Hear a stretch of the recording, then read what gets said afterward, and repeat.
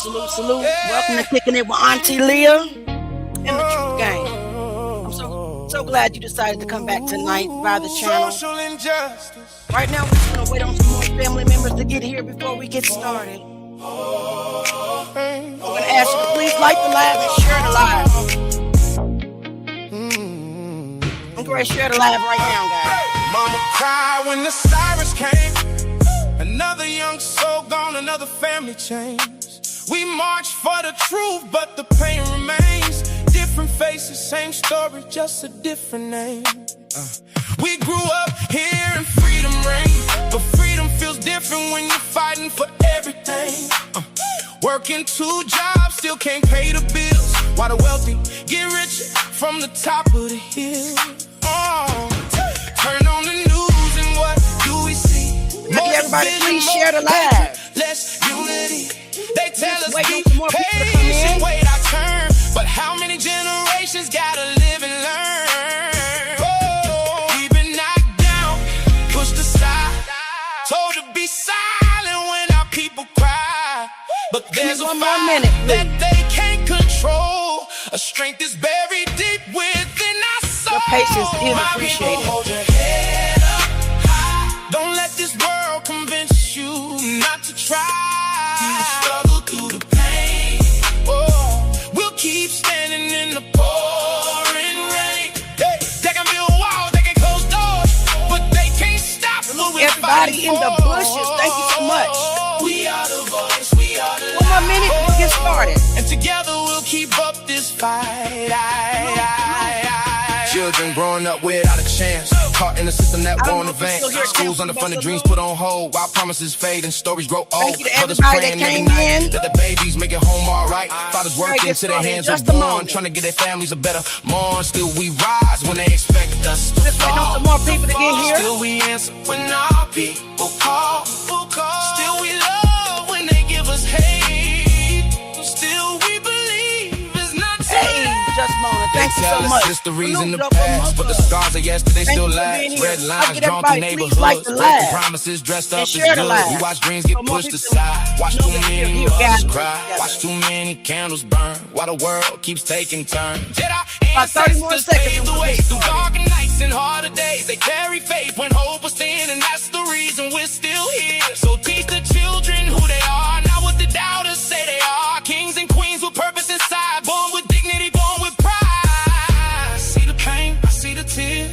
Oh, I see the battles fought for years. Salute everybody in the bushes. I see the names we can't forget. Oh, the family still demanding respect. I see the voices crying out, asking what justice is about. But I also see strength. I also see grace. Thank you so much. I appreciate you for just being patient with me. We always try to wait because, you know, YouTube and Facebook and Kick, they do suppress this type of content because they don't want the truth out there. They don't want us fighting for justice. They don't want us talking about things that basically that concern our community, people that look like me. They want us to shut up. So they don't send out the notifications. And so we have to fight for views most of the time and fight, you know, with people to make sure that they know that we are alive. But we are alive. And tonight we will be discussing Nolan Wells. Shout out to everybody in the bushes, everybody in the comments. I appreciate you. We are live on 3 different platforms. We are live on Facebook.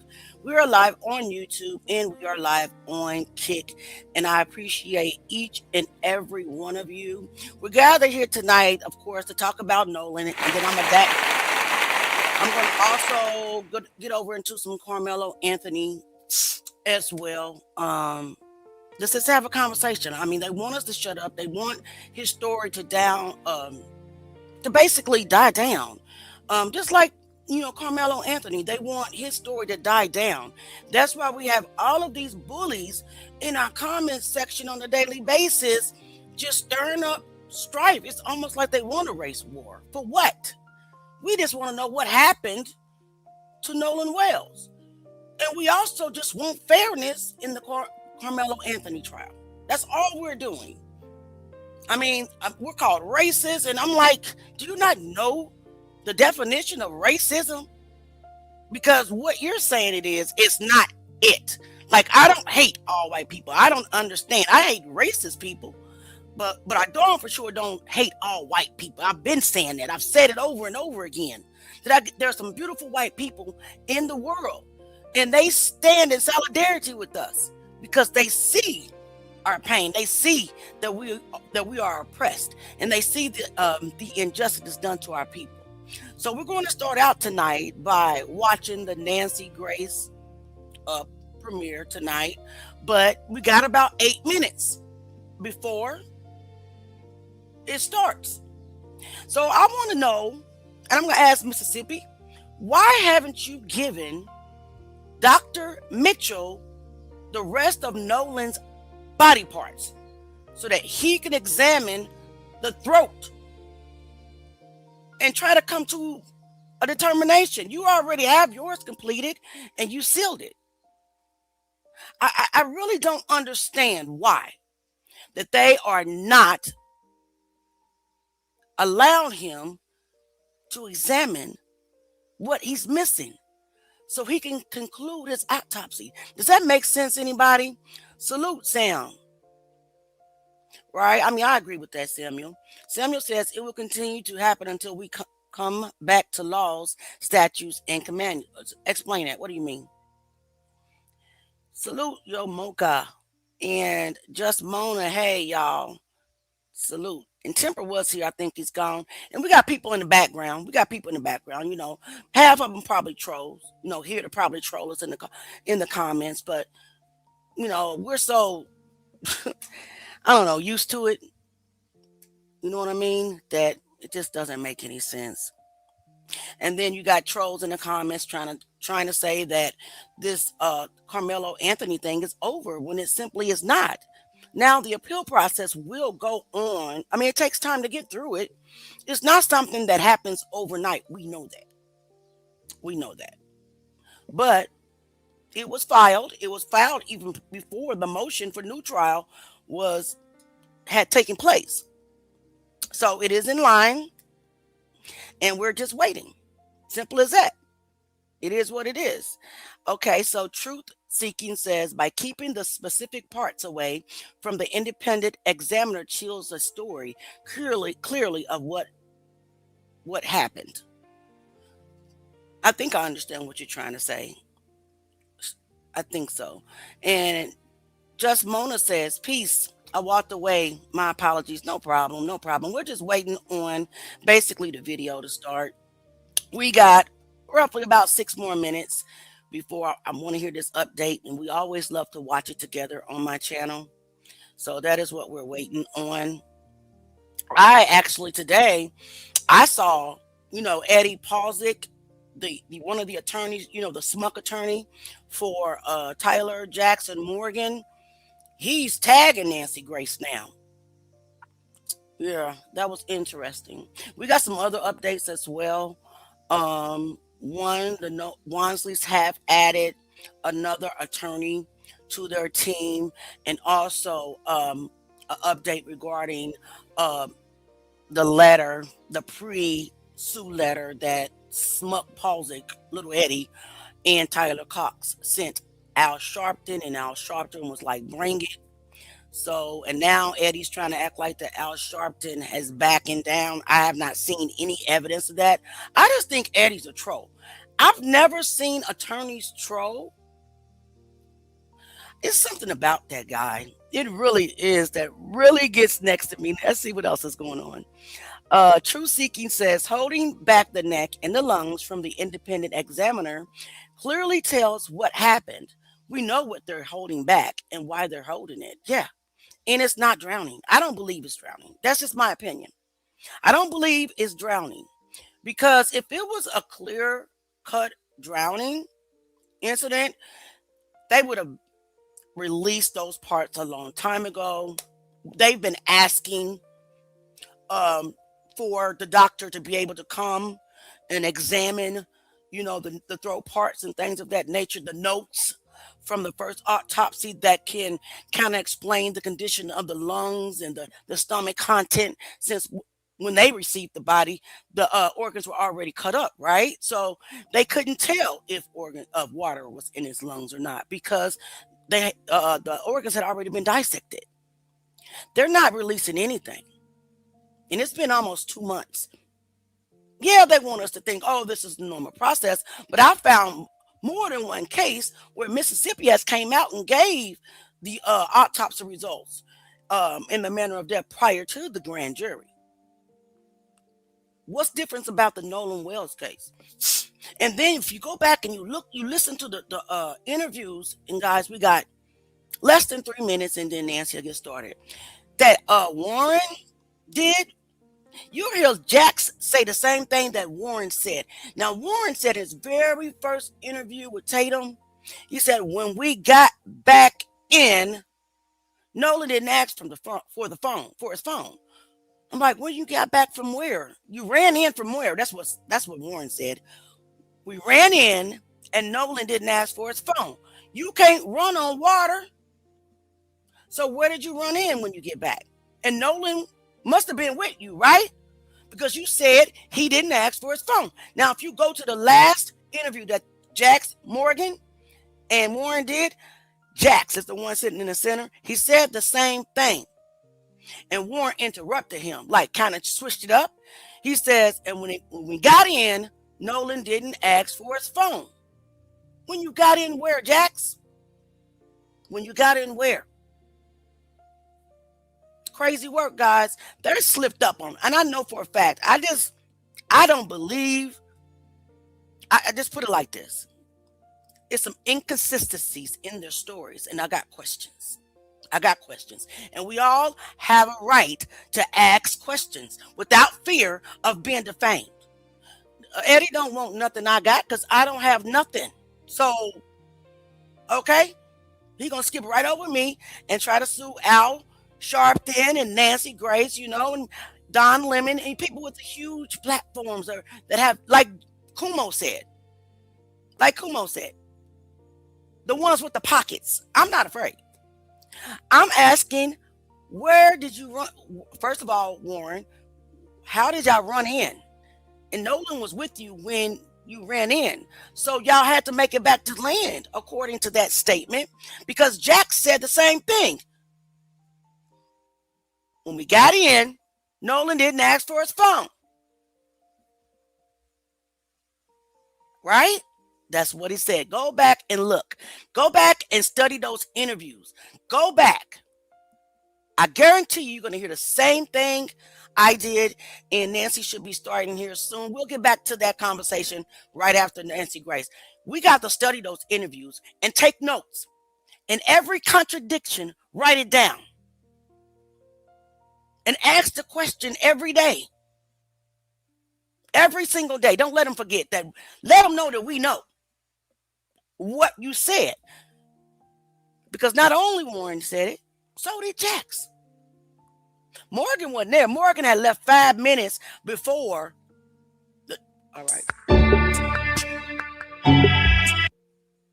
I cannot play that music. I have to wait until it gets through. But Morgan left 5 minutes, allegedly, or according to his own statement, before the Triton and Bart's boat, right?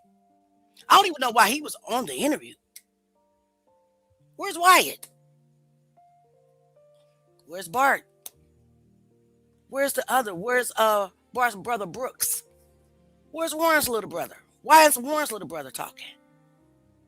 Why isn't the other 17 people that was on in their crowd saying anything? Something ain't right. And then when you go back to Javon's interview, the very first one he did, we're going to bring that up. I'm going to let you hear something. Something popped out to me. It's very important to revisit those interviews, guys. So we probably should do that together. Nolan Wells bombshell. A witness tells us tonight, I went with Nolan's mother to the coroner's office, and this is what I saw. Good evening. I'm Nancy Grace. This is Crime Stories. I want to thank you for being with us.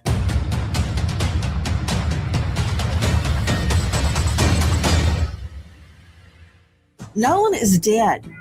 Could it be a decompositional change? Could it be something else like blunt force injury? It's hard to say at this point in time. I find it very difficult to believe, Dr. Kendall Crowns, that not one, but two medical examiners cannot figure out why he had deep red subcutaneous markings. Joining us tonight, an all-star panel, but first straight to a special guest, Josh Gill with the Cajun Navy, who, as you know, searched for Nolan's body. Josh, thank you for being with us. The Morning, ma'am. Day unfolded when Nolan's body was found very bizarrely. You were there. I'm going to get to your trip to the coroner's office along with the family, but I want you to start at the beginning. What happened at the beginning of that day? We believe that Nolan likely died on July the 4th. Let's start with the day that Nolan's body was found and that you ended up at the coroner's office. Start at the beginning. So early that morning, I deployed some resources. I deployed an aircraft, fixed-wing aircraft that wheels up at 0635, as you can see right there from the photographs. I was on my way to the Lake Mars boat launch. That's where the Tactical Operations Center was set up. And I received a phone call. Received that phone call from the Sheriff's Department that a body had been found. Didn't say who it was. I was probably 15 minutes out from the location. I then received a phone call within minutes after the conversation from the sheriff's office from Nolan's mother, Christine. And she was frantic. Again, that mother's intuition, she knew what was going on. So I'm meeting at the boat launch. I was there about 15 minutes ahead of time. Had conversations. Hold on just one moment. Sheriff. Hold on. Yep. For those of you just joining us, yep. Josh Gill is with us. He is the United Cajun Navy Incident Commander in the search for Nolan Wells. You stated that you received a phone call from Nolan's mother, Christine. You said she was frantic. What was she saying? So again, I'm going to paraphrase. She said that they had found him, that they had found a body. My biggest concern at that exact moment was to make sure that she was safe, that she had, a safe way to get there, because it was the beginning of what's more than likely to be the worst day of her life. Again, so continuing on. Hold on. Josh, you got me drinking from the fire hydrant here. Every word you're saying sparks 100 questions. So sure. Nolan Wells' mother calls you. Okay. Where was she when she called? She was en route to the boat launch as well. We were meeting there for the search. Okay. Had she been told that a body had been found? Yeah, when she called me, so we had earlier communication, but via text, when she called me, she told me that a body had been found. She had been notified by the Sheriff's Department. Oh, gosh. No wonder she was frantic. So she calls you. She's just been told by the sheriff a body has been found. She calls you. You're going to the boat launch. What boat launch? Where? That's the Lake Mars boat launch. Why there? So that's where the operation was set up. That's where the search operations, the Tactical Operations Center was there. They had a mobile command unit, and the multiple entities and agencies were basing their operations out of there. So what it is a boat launch. Again, they could launch rather quickly. It's a protected area to launch and then make that run to Horn Island and the surrounding areas. Okay, so you agreed with her. Did she ask you to meet at the boat launch? Oh, she knew I was going to that boat launch, and she actually asked me early that morning, where we were going to meet. And I told her, here's the best place. Here's where the operation is beginning. Okay. It was a secured location by the Sheriff's Department. So, that's where they were running their operations on. And that's a common practice. Question. Do you know why Nolan's mother wanted you to go with her to Horn Island? So we had communication. She called me, literally called me. We had a voice conversation that Sunday morning, about 7 o'clock, 7:30. She had called and asked for some assistance. After that phone call, I asked to memorialize all of our conversations so I could go back and look at information. And that's not What uncommon kind for of families to assistance call did us she and ask need? us, find my son. There it So is. she asked you to help find her son, that assistance. Okay, got it. Okay, go ahead. Yes. Yeah, so she asked for that assistance, find my son, find Nolan. Started gathering information on who he is, who he was with, where he was. She made it very clear that he was with some friends, that they had been on Horn Island. So then I start launching resources immediately. And then Okay, after I hold on launched the right there. resources, I Hold start. on. Yep, Josh, what yep. specifically did she say about him going to Horn Island with friends, if you can recall? So she said that he went to Horn Island with friends. It's July 4th, and Horn Island's a location that's well known and well visited by people partying and hanging out for July 4th. It's a huge boating community, and that was a location where boats congregate and enjoy the 4th. Okay, so she says he went to Horn Island on the 4th with friends. Got it. Okay. So you meet at the boat ramp. And when you first saw her, what was her demeanor? So she came to me. She gets out of the vehicle, comes to me, gives me a big hug. Again, it's a mother who her intuition is that her body was just found. So obviously sad. According to what we learned, the moment she gets out of the vehicle, she runs straight to you and is hyperventilating. Absolutely. She came straight to What me. happened? I mean, 20 people. She gives me a big hug and starts crying. And look, I'm a softie. I started crying with her. And we literally sat in the parking lot on the ground in the gravel for probably 15 minutes. And we had some pretty deep discussions. She cried. I cried with her. And her husband was there as well. And I want to say this, that he's a very stoic individual. And he stood there with his hand on both of our shoulders and was a part of everything. It was one of those moments you don't forget. What was she saying? What was she saying? I mean, in a moment like that, how do you console a mother, Josh, that has been told by this disembodied voice on the phone, we found a body? I mean, what was she saying? Did she not want to believe it was Nolan? Did she believe it was Nolan? At this point, she had not ID'd a body yet. Nobody had identified that this was Nolan. Was she holding out hope? What was going on? She knew. Again, mother's intuition is strong. It's very strong. In her heart, she knew. As far as what she was saying, why is always the question, She asked God, why? And the rest of the conversations were just, memories real quick. And I'm assuming everything was just flashing in front of her eyes because, again, it's the beginning of the hardest time of her life. Losing her son. I was there just to console her and to help anyone I possibly could. What was the dad saying, if anything?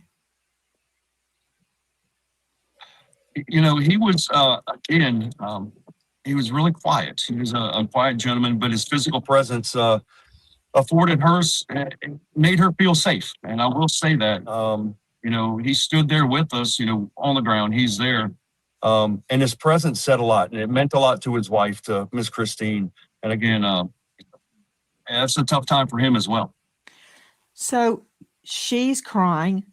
You state that she knows deep inside that that body is her boy, her son. You start crying. Did you remain standing in the parking lot or did you sit down? No, ma'am. Like I said, when she first came to me, she gave me a big hug, and I wrapped my arms around her, and we sat down. We sat very quickly. We remained seating for quite some time to have that discussion, say a prayer. I did pray with her right there.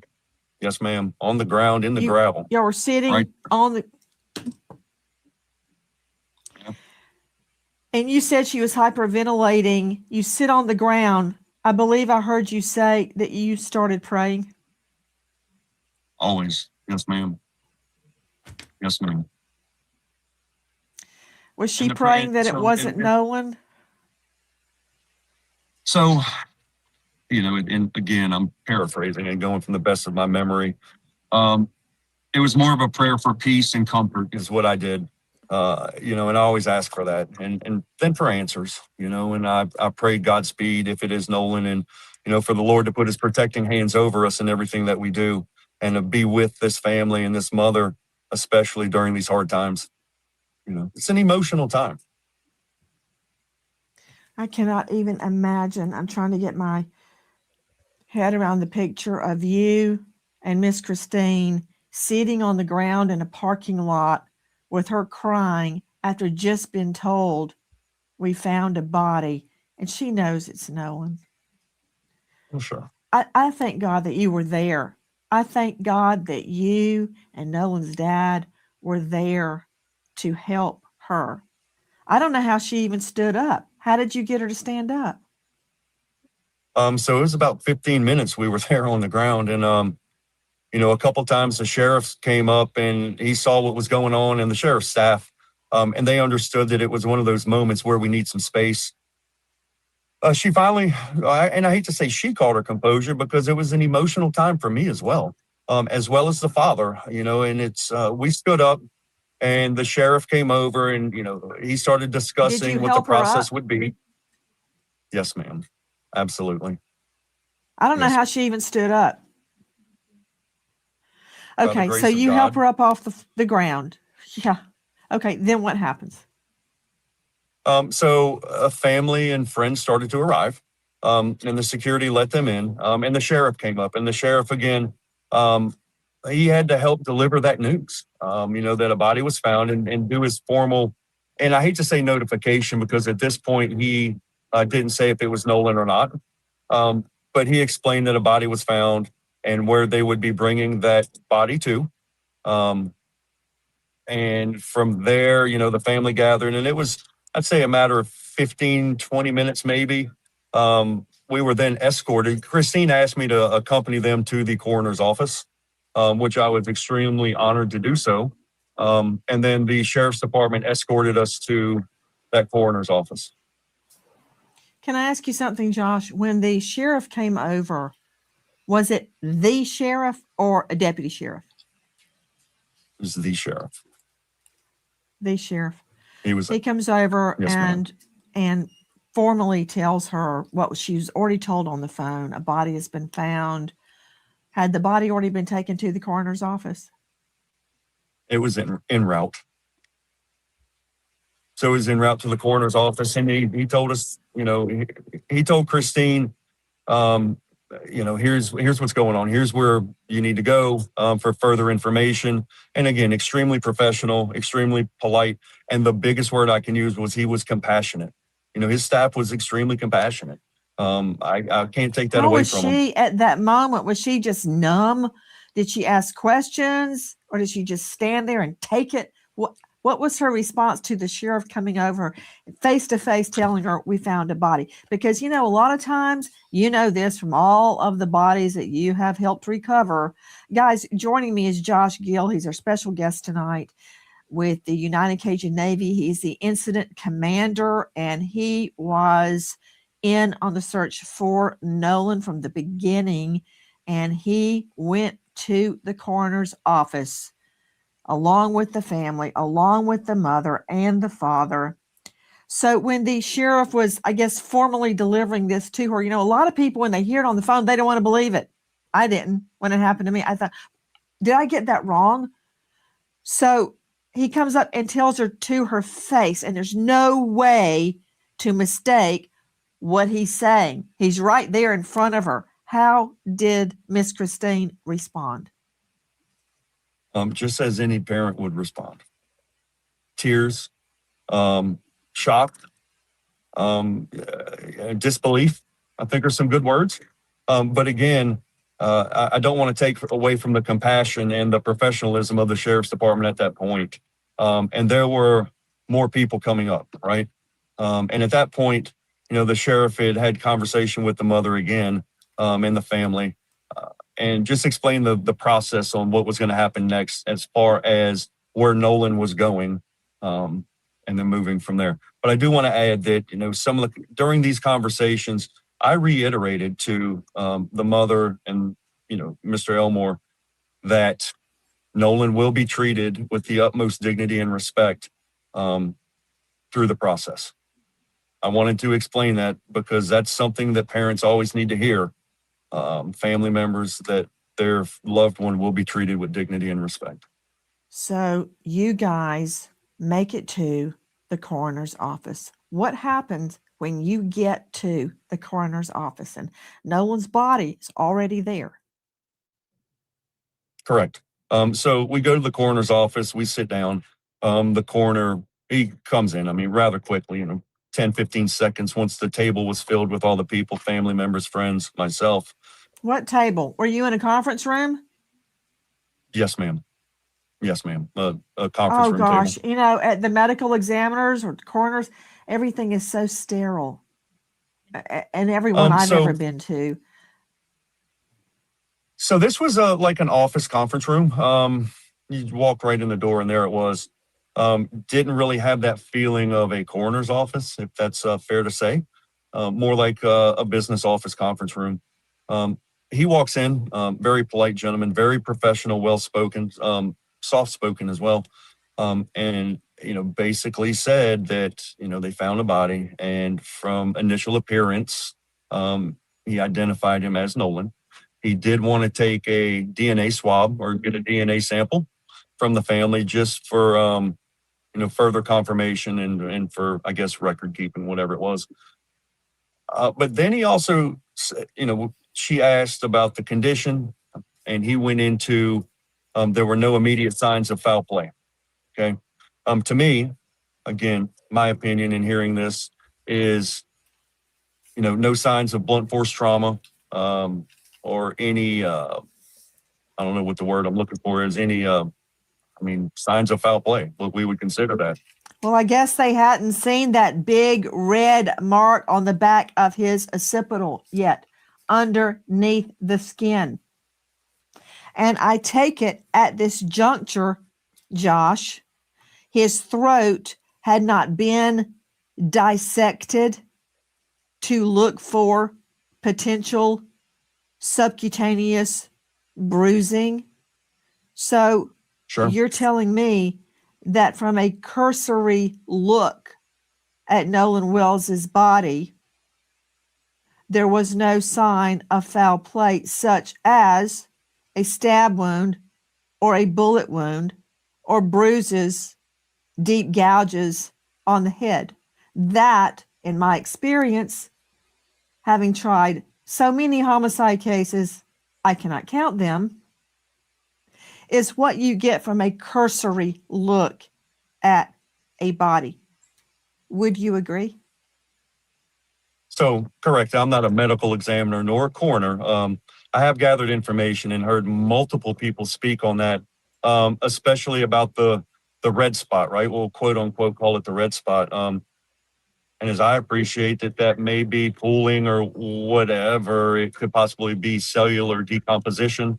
Again, I'm not a medical examiner or a coroner, but I do know what the coroner said at that immediate, that first meeting with him. Let's get back to what happened in that conference room.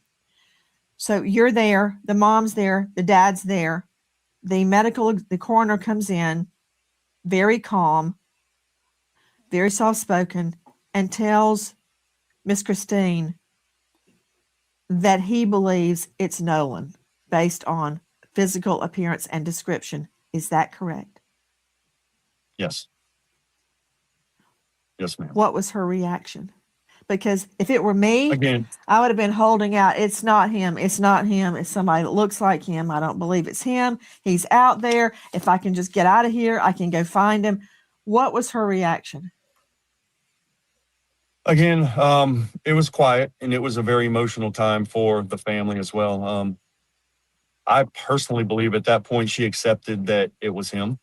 Well, Why do you say that? Started. You must have observed something that makes you say that. Again, it just actions, and not denial, not beating on the table. It's not him. It's not him. Let's go. Let's keep looking. And her being in the medical profession as well as I believe, a nurse practitioner. I think I will never say the word accept. She understood that what was being told to her. Right. Yeah. I'm not a parent. Still crying? I don't have any. Absolutely. She still cries to this day. And look, so I want to make this very clear to everybody that I support Christine and what she's doing. There's not a playbook that's written for a grieving mother who doesn't know what happened to her son. And I truly hope and pray every day, as well as my organization does, that she finds peace and comfort, and she's able to accept. And you know what else, Josh? Whatever the results are. I don't know. Yes. How this would have unfolded if it had not been for the United Cajun Navy. I'm just putting that out there. For some reason, y'all have been gotten so much hate, but you guys were out there at the get-go. You're the one that went with Miss Christine to the coroner's office. You were there. You're the one that helped her stand up off the ground when she was sitting on that pavement crying. That was you, United Cajun Navy. Yes, ma'am. I support her too, and my fondest dream is that we find out that this was an accident. But until we get to that point, this investigation must go on. So he comes in and tells her that. Then what happens? So there were some questions, right?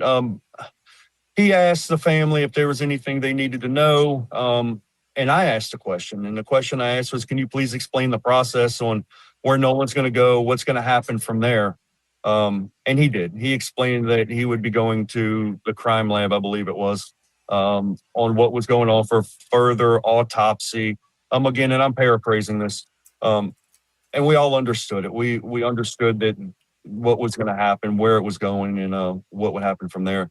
Again, and I have to say this and reiterate this, that the family was in shock. I mean, it's horrible news to receive. I can't imagine it. I'm an empath, and I still can't possibly imagine how it feels to receive that information that your son is no longer, here or with the family, no matter what the outcome is.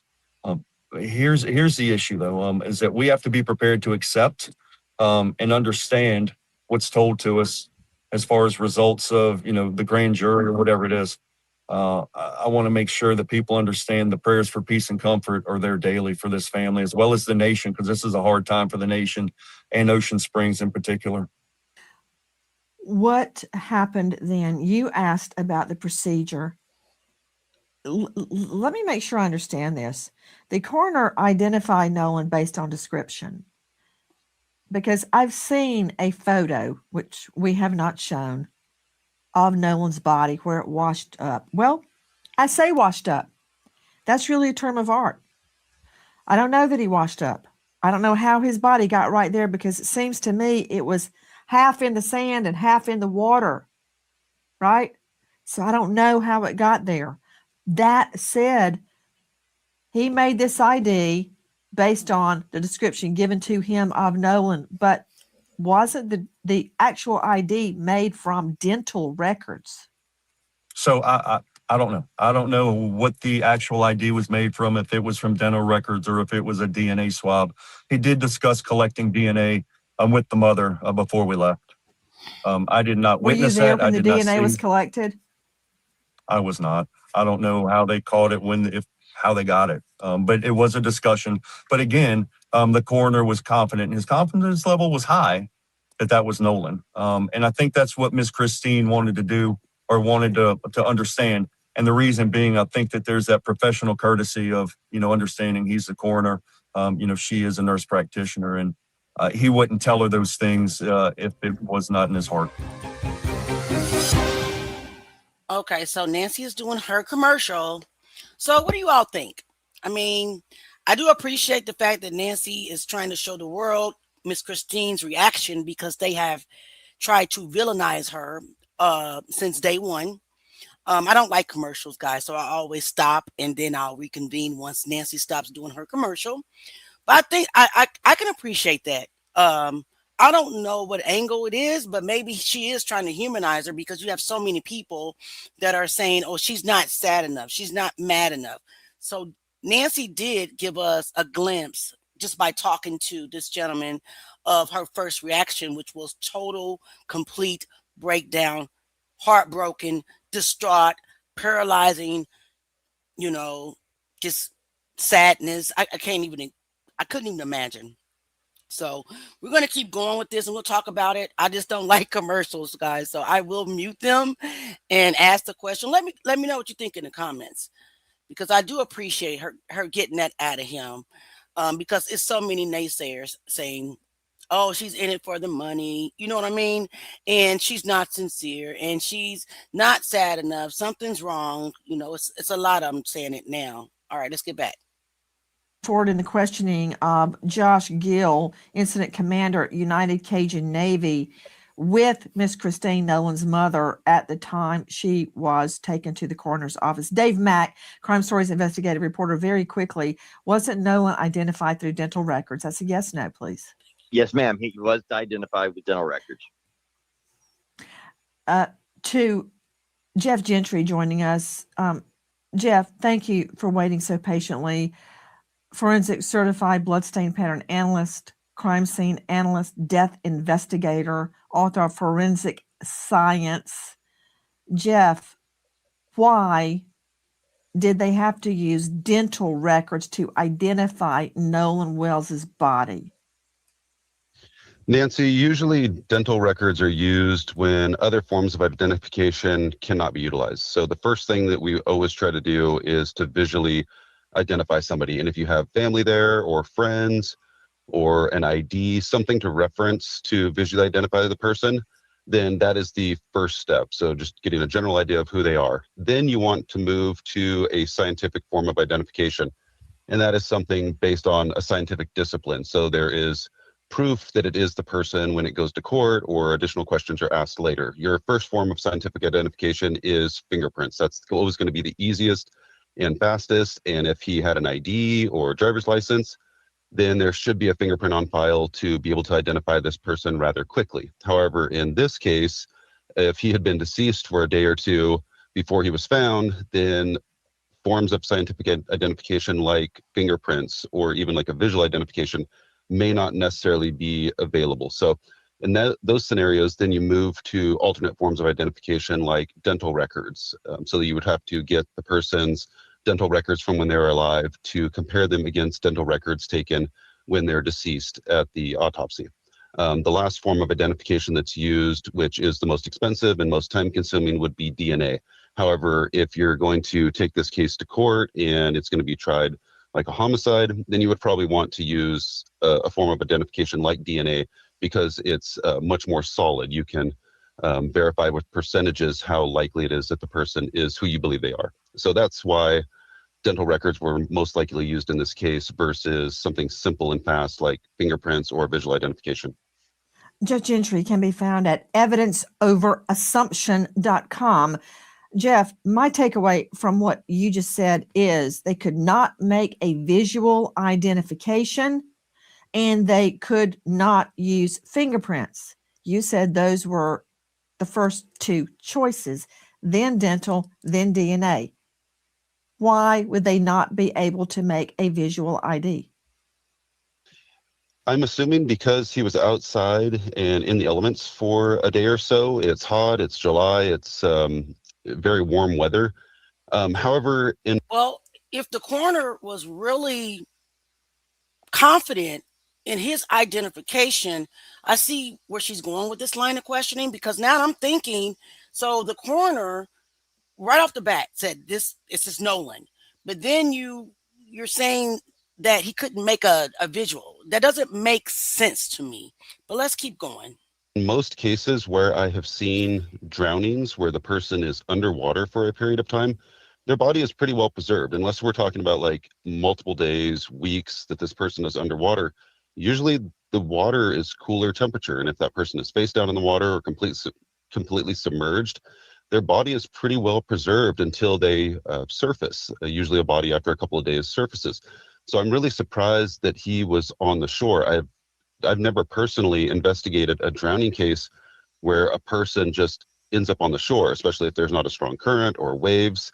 Usually in bodies of water, the person will stay in pretty much the location where they go underwater if it's witnessed. They don't usually move around much after they have submerged or gone underwater. So to me, it's very concerning that he was on the shore, or that his body surfaced that quickly. But that's what I am guessing is why they couldn't do an immediate visual identification with the family or even fingerprints. So I would really like to know more about the condition of the body. That's what I am assessing as a death investigator when I respond to a scene. So there should be a death investigation report from a death investigator who has experience looking at bodies and has experience examining these type of things to show exactly what his condition was when he was found. And if the body is decomposed more than what you would normally expect in a drowning case, that should be a big red flag. That's something that you definitely need to look into further. So you're saying, let me follow up on what you just said. You find it odd that he was quasi on the shore. You also stated that location where the body is found is typically where they went under. You also said that the body must have been too decomposed to make a facial ID. I did not hear an explanation as to why fingerprint ID was impossible. Fingerprint identification would be impossible if the hands were dried out to an extent where they can't be fingerprinted. Sometimes people that are underwater, or if the hands are underwater, the skin, just like if you're in the bathtub for a prolonged period of time, the skin ends up looking the same way. It just gets kind of wrinkled, and it's very hard to get a usable or workable fingerprint in those scenarios. So one scenario would be the body is too decomposed to get a fingerprint or a visual identification. And then the alternate scenario is the body or the hands were exposed to the water too long to where they just are not able to get a good workable print. So those are the different possibilities. But again, his position at the edge of the bank or partially in the water, that's really concerning because there's tons of people around that area. If he was in that position or on the shore decomposing for a day or so, why did nobody see him? Those would be my type of questions that I would ask if I were a death investigator responding to this scene. Jeff, I'm looking right now at the photo of his body, and it's about, the beach is flat, and I would say it's about 3 to 4 feet from where there's nothing but sand, no water. It looks like it's at just as the water is starting, like you could walk in it very easily and your ankles may not even get wet. He's not out in the water at all. He's on the beach and on wet sand. That's the way to put it. It's wet sand. He's not out in the water, Jeff Gentry. What does that mean, if anything? That's really abnormal.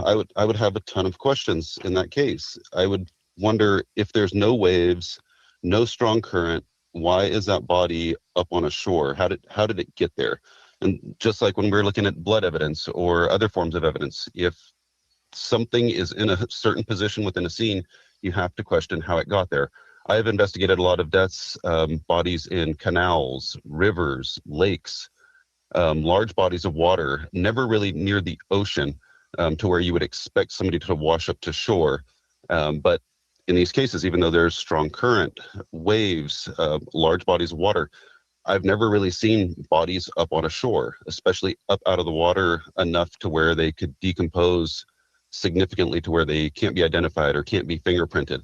So that would be a very big question that I would have in this case is, with the absence of waves, with the absence of a strong current, how in the world did this 19-year-old man end up on shore out of the water? Josh, I'm going to pick back up with you and Nolan's family at the coroner's office, but you disagree with Jeff's characteristic. Explain. Wind, wave, tides, currents. If you look, there's also there's some pictures, some aerial pictures that show driftwood way on the beach. Those four things are what impacted, as I appreciate, where Nolan ultimately ended up. If you look in one of those pictures, ma'am, a wave is about to come right over and crest right near where the body's at. So that shows that there is some wave actions and some currents. The winds, the waves, the tides, the currents have a huge impact on, anything that's put into that water. It's known as the washing machine. It's a high tide, high current area. So that was the first things that I looked at whenever I saw that picture, and that is one of those pictures that I showed to the sheriff immediately as I received it. The stuff that's dark in that picture right there, I believe that's debris, and that debris could have easily or was washed up on that island. And if you look at the picture as well into the water, the white is that's wave action, either from wind, tides, or currents. So, and it's going towards the beach. When you walk down the beach and you find shells and you find, the bottle with a message in it, it gets washed up on the beach. Okay, so I think in simple terms, you're saying you believe the body was washed up from the water to that location. Okay, and Gentry is saying typically a body is found where it goes in the water. So you're right. Tidal experts, water experts will have to determine that. I want to get back to you at the coroner's office. A dental exam was used to make the ID, which leads me to another question. If his face and his fingertips were so decomposed that they can't make an ID, then how do they know there was not bruising or there was not skin marks on his face, on his hands? That's a whole nother thing. You're not a medical examiner. I get it. But that's a question that needs to be answered back to you. The family, Miss Christine, the dad, were asked to provide DNA. Okay. You did not see the DNA taken, probably a buccal swab. What happened then? So if I may add one thing, is I think that'd be a great question to ask the coroner is, how did he identify? Because he was pretty sure, in his best professional opinion, that was Nolan. And maybe he wanted the dental records just out of professionalism. Mm-hmm. And hey, isn't that one of the most definite ways to identify? Sure, and out of courtesy to the family, let's do it the easy way for you as well as to get the dental records. So moving forward, ma'am, we left. We went to the house. There was a gathering at the house, and the people started to pour in, and it was a very emotional time. Again, the family, the friends and family that were there were extremely welcoming to myself. Todd Terrell also came he came within, 30 minutes. We stayed there for about 30 minutes. We had conversation with the mother, Mr. Elmore, and some of the other family members, and discussed a couple things with them. GoFundMe being one of them, and we wanted to assist with that as far as the development and helping to spread the word on that piece, as well as offer our services. And anything that we could possibly do to assist this family in this time of grief, we're there for them. Still there today. Anything that they possibly need, we're here to provide. If it's a shoulder to cry on, we're there. If she wants to get in an airplane or if she wants to get in a boat and go back out to Horn Island, we're there. We got it for her. She's been offered those services. We just want her to know and the family to know that we're there. We're 110% supportive because, again, there's no playbook on how to grieve the loss of a child. All right, another commercial alert. So what do you all think? I think that I agree with the investigator, the death investigator, who says that he would find it odd to see that Nolan's body half was in the water and halfway on the wet sand, face down. I also agree with some of the comments that I'm going to read right after the show. One says when a body drowns, it sinks to the bottom and then it starts to decompose, and then the gases make the body rise up. I also agree with the Cajun Navy, with the riptides and stuff and things of that nature. However, the fact that the coroner said that he's confident that that's Nolan Wells, but then turns around and states, well, we can't really identify him visually or by fingerprints is odd to me. I think that contradiction is very odd to me because how were you so confident that it was Nolan in the beginning? So I don't know. I mean, they had conflicting clothes that he had on. One post said black shorts, another one said blue. So I don't know, guys. You tell me what you think in the comments. Hopefully Nancy will get through her commercial. Nancy.net/Nancy, and good luck. Josh, at that time when you were at Nolan's home after leaving the coroner's office with the family, was there any concern that there had been foul play? It really didn't come up. It just didn't come up. I think that whole grieving process, and it hit her hard when they got back to the house. At what point did potential foul play or the thoughts of foul play or the accusations come into mind? I don't know. I think you're probably right that at that time she walks in, Josh, and she comes into a home where she knows her son will never be back in his room ever again. And when you see all the relatives and neighbors come in, it gets real. It's real. It does. And the pictures of Nolan are still real. out. I mean, all the family photos are there, and I don't know when it hits you that that's all you have going forward. That's it. Photos and memories. Photos and memories. So, ma'am, if I can say one thing. Please do. I hear the emotion in your voice, right? I can hear it in your voice, and that's a sympathetic emotion for that mother, knowing that she has, at that point when she walked through that door, it became real, and it became the hardest day, the beginning of the hardest time of her life. Again, that's I pray every day for the peace and comfort.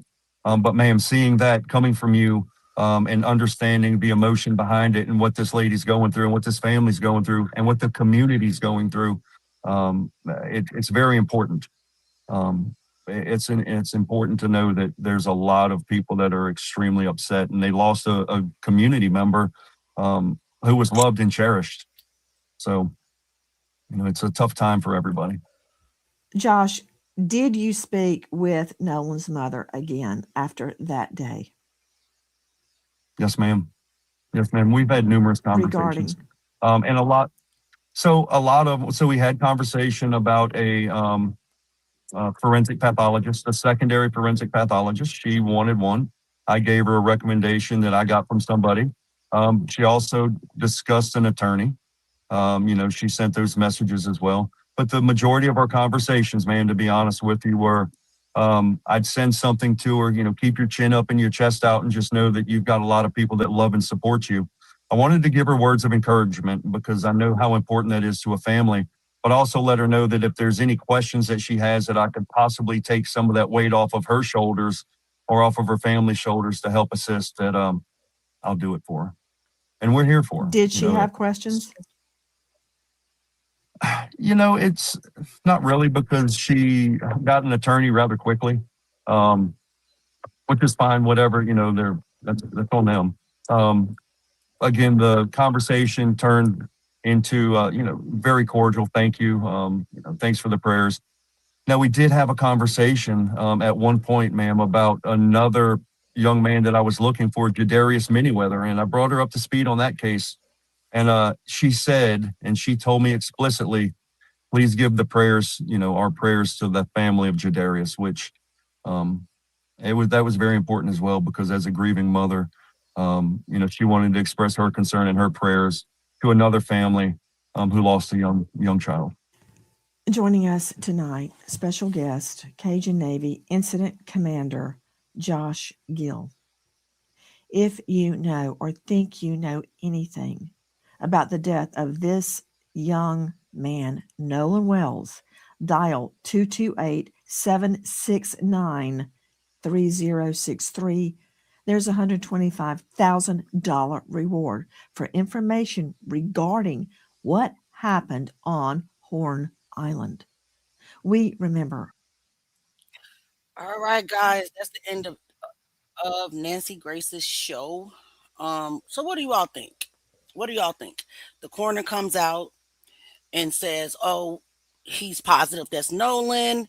And then when it's time to really ID the body, they didn't allow the parents, looks like, to ID the body, but they then made an excuse and said, "Oh, we have to identify him by dental records, so we can't make a visual identification." The fact that the body was half in the sand and half in the water, and the fact that the early reports say that the body was not waterlogged, is also suspicious to me. So let's read some comments. Let me try to find a good spot in the comments, and let's see if we can just talk about it before we get to our next clip. Gene says, "We don't believe you, Josh. We believe the other guy because what he said makes sense. I never seen a body on the beach sand. It can wash up at the shoreline, but not on the beach itself. The currents die down before they reach the shoreline. Also, what was the weather like that day when it was found? Has anybody looked it up to see what the tides were, what the wind was like, of any or anything like that? I think that's something that we can possibly look into." All right, good question or good statement, Gene. Roscoe says, "Truth seeking, they dumped his body but decided to try and delete information from his phone rather than just tossing it in the ocean. No, there's zero evidence of wrongdoing." Well, I can tell you this, there's contradicting statements, there's lies, and I can say it boldly because like I said at the beginning of the show, both Warren and Jax, two separate interviews, confirmed they made it back in. And when they made it back in, Nolan Wells did not ask for his phone. So my question is, made it back in from where? Warren actually said when they ran back in. Well, we all know none of them's Jesus. You can't run or walk on water. Only one man was able to do that, Jesus Christ. So that wasn't the case. So you were on land. You were on land, and Nolan didn't ask for his phone by your own statement. That needs to be answered. They thought that we were just going to gloss over that. And then in Javon's interview, which I have a little clip of, let me bring it up. Let me bring up the clip of Javon's interview. He said that the altercation happened between 3:40 and 4 o'clock p.m. He left to go basically check on Trustation. And when he got back, Nolan's boat and the people that Nolan was with were gone. Nolan was not on that island based off of their statements. So let me pull it up so you can see what I'm talking about.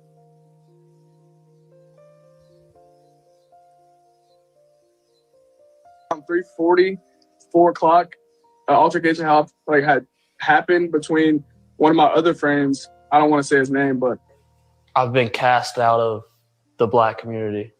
He had got an altercation, so I went and checked on him for about 20 minutes, 20 to 15 minutes. I came back, Nolan's boat and the people that he was with were gone. Around 3:40, 4 o'clock, altercation had happened between one of my other friends. I don't want to say his name, but I've been cast out of the Black community. He had got an altercation, so I went and checked on him for about 20 minutes, 20 to 15 minutes. I came back, Nolan's boat and the people that he was with were gone. See? You heard it from his mouth. Nolan's boat and the people that he was with were gone. If Nolan would have stayed on the islands, guys, come on. They want us to shut up, but it's absolutely imperative that we know that we do not shut up. Wouldn't Nolan, he would have seen Nolan on the island? Yes. Yes. He said Nolan's boat and the people Nolan was with were gone. They were gone. And that was around 4:15. Right around when the sea tow call was made. Anyway, let's get to another clip. I mean, let's talk about it. You can't stop saying his name. You stop saying his name, we're walking into right where they want us to be, which is silence and shut up and forget about it and move on to the next story. And we're not going to do that. Just like we're not going to do that for Carmelo either. Not at all. Not at all. So now, okay, Gene says Javon would have seen him with Katie. Yes. Katie would have seen him too. right? Last time Katie seen him, he was walking to where his friends were. That's what she said. So what happened to Nolan Wells? What really happened to Nolan Wells? Warren, Jax, I don't know if Morgan saw it because according to his testimony, but it's just, all their stories don't match. He left 5 minutes prior to the Triton in Bart's boat. Right? So let's get into this next clip that we're going to watch. It looks like that. Hold on a second. The legal fight between Al Sharpton and the Tyler Cox, which I believe is an attorney, you know what I mean? And then Little Eddie, which I think is a troll attorney. And I said what I said. He's always trolling. I don't get it. I don't get his mindset. He's not serious at all. So let's look at that and see what's going on with that. Because Al said bring it, and now Eddie's trying to say that Al backtracked. No, I don't believe he did, but let's see. Okay. Oh, wait a minute. Let me back up. Oh no, like we're going down. He went over to Cito call first. Out of it, maybe looking around to figure it out. It didn't really sound frantic. Andy, I don't know. I didn't ask you for the call, but if you have it, find it while I'm doing this and just holler in my ear and let me know. Pardon me for that. So the dispatcher asks whether everyone is on board and okay. And then the answer is, yeah, everyone is on board, okay? But investigators have said that witnesses told them that Nolan was left behind on Horn Island. So that doesn't prove that Nolan was on the boat. It does not prove anybody lied. There were multiple people, multiple boats. There was confusion, and it was a stressful situation. Here is that call. Connect you.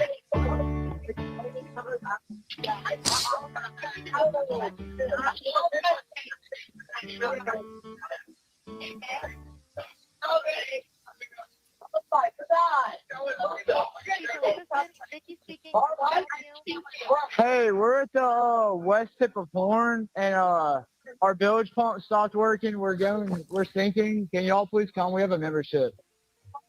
Right. Shut the fuck up! Can you give me a description? Ankles. What'd you say? Hey. Yes. How far is the water coming up, sir? It's coming up. We're just sinking. I don't know. Like we're going down now. All right. Well, let's get you going. Membership number or phone number listed on that account, sir. I don't know the phone number. It's either. I think it's. Try that. All right. I know we have a membership, like guaranteed. I don't have the tag on here. It got ripped off. Number or anything? It's okay. I'll get you over to the captain. What's the best phone number to reach you at? Reach me at 2. All right. And is everybody on board in good health otherwise? Yeah, everybody's on board. All right. Do you need the United States Coast Guard? Okay. What? So she said, is everybody on board in good health otherwise? And then he says, yeah, everybody's okay. So look, that doesn't prove anything that people are saying, well, it meant that Nolan was on board, nothing like that. But it creates a question. And when an 18-year-old disappears and turns up, dead 2 days later, you follow that question. But the thing is that I put some of the onus on the investigators and as you guys have heard me say this entire time, on their inability to update people. And they can do it without sharing or messing up the investigation. Excuse me. Police departments, investigative agencies all over the country do it. All over the world, they do it without ruining an investigation. It happens all the time, every single day. And you hear people giving updates on things that happen, or they'll just say, oh, we can't discuss that. We don't know about that, whatever. And so that, I think, would help to tamp down some of the things. Because as I said before, this doesn't prove anything. It doesn't disprove anything. But where that void is, people are going to make up in their minds. They're going to fill it in their minds. Now, the family is reportedly asking for much more than the clip that we all heard. They want original recordings. They want dispatch recordings. They want communications, information about who handled the call and what happened around it, that call. Good, okay. because social media has turned that audio into a Rorschach test. People swear that they hear Nolan's name. Others swear they hear someone asking whether somebody is dead. Other people hear nothing close to that. I say enough guessing here. Give the original audio to qualified experts and let them tell us what is actually there and what is not there and what cannot be determined. Now, I'm sure the audio engineer, the audio technician person before was qualified, but it's not part of the official investigation. So put it into the official record and have it be part of the investigation. This is also why I think this lawsuit threat against Al Sharpton, it needs to be really looked at carefully, because Warren Hudson, Jack Spatalo, and Morgan Seymour, which is weird because was that the original one? The original person was Warren Hudson, right? Was that the guy who did the interview first? Yeah. Right? Yeah. Okay, that was the guy. Now, Jack Spatalo and Morgan Seymour, I wouldn't know them from Adam. No, from any of the kids that were in the second interview with the attorney. I'd never seen them before.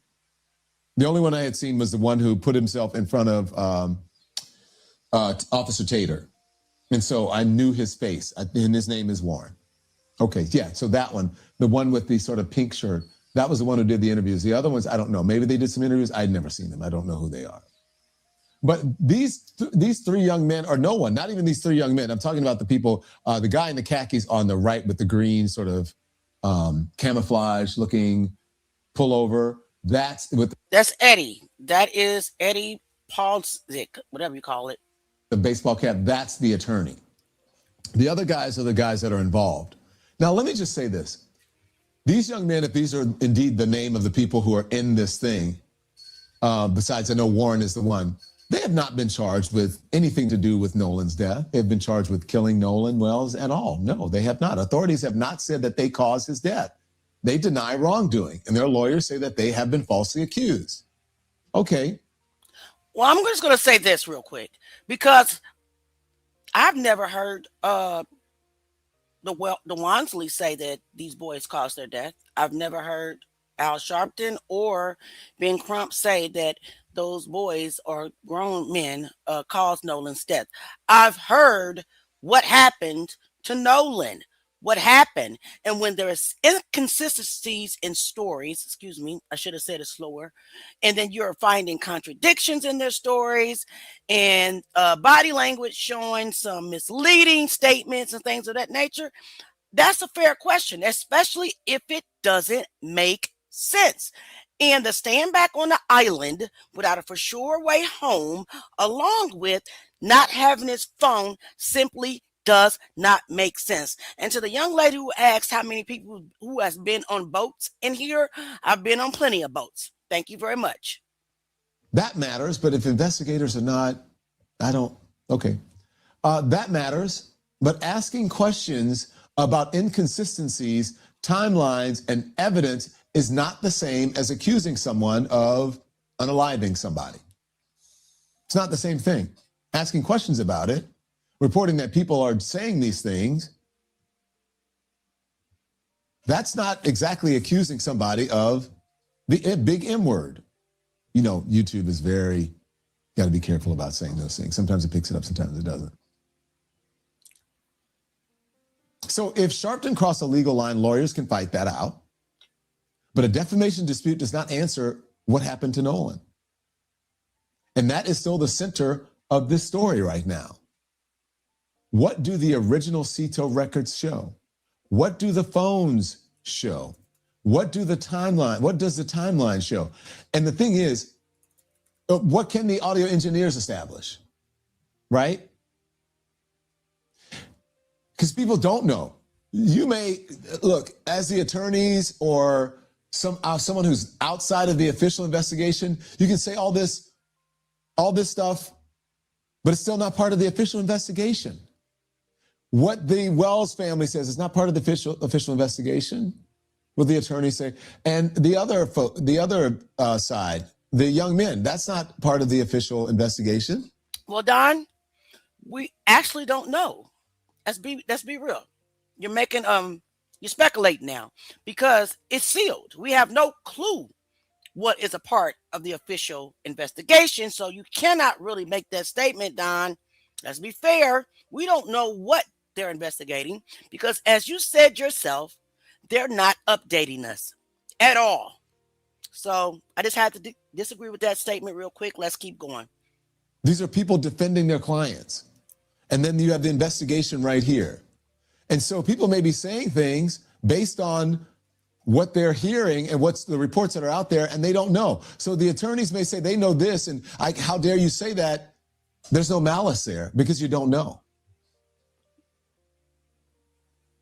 So for defamation and slander, I'm not an attorney, I'm just saying, there would have to be an intent to intentionally malign someone because you know something not to be true. But if you don't know it and no one is saying it, I don't know. And this is why I say that Eddie, little Eddie, is a troll. Because Al Sharpton did not say anybody's name. He said 3 boys or young men. He did not say nobody's name. There's no defamation. Just gaslighting. If you have stopped short of accusing someone, but if you didn't, that's a whole nother. I mean, if you did, if you accuse someone directly, that's a whole nother show, as they say. So if all that supports the friend's account, then say so. So that helps them too. If something does not line up, then investigators need to explain that.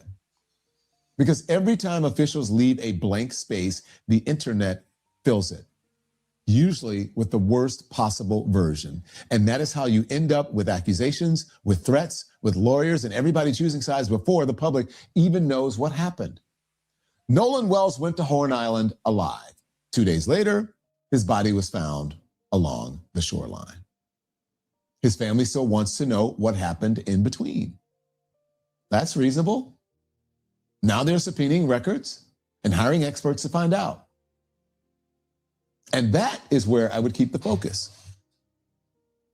Follow the evidence.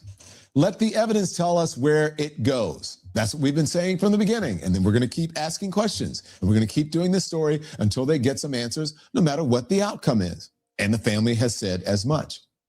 Daniel Grimes is our Washington, D.C. correspondent. He is following this story for us. Daniel, as we say, the legal battle has escalated here in the Nolan Wells death investigation.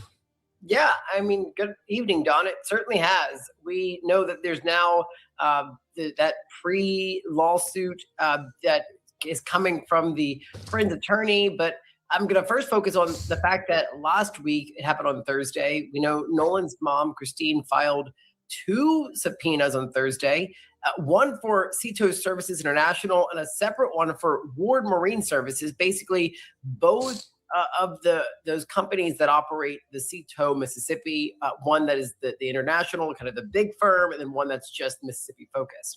So for Cito, she wants everything that's related to July 4th. So basically calls, recordings, dispatch records, anything that showed the response and what happened on July 4th. She's also asking for training materials and any written procedures for handling reports of boats that are taking on water. She wants to know, again, we know that the friends there have said, hey, our boat was taking on water because of the valve was broken. And so she's saying, okay, if that's the truth, then I want to know, how would someone respond to that?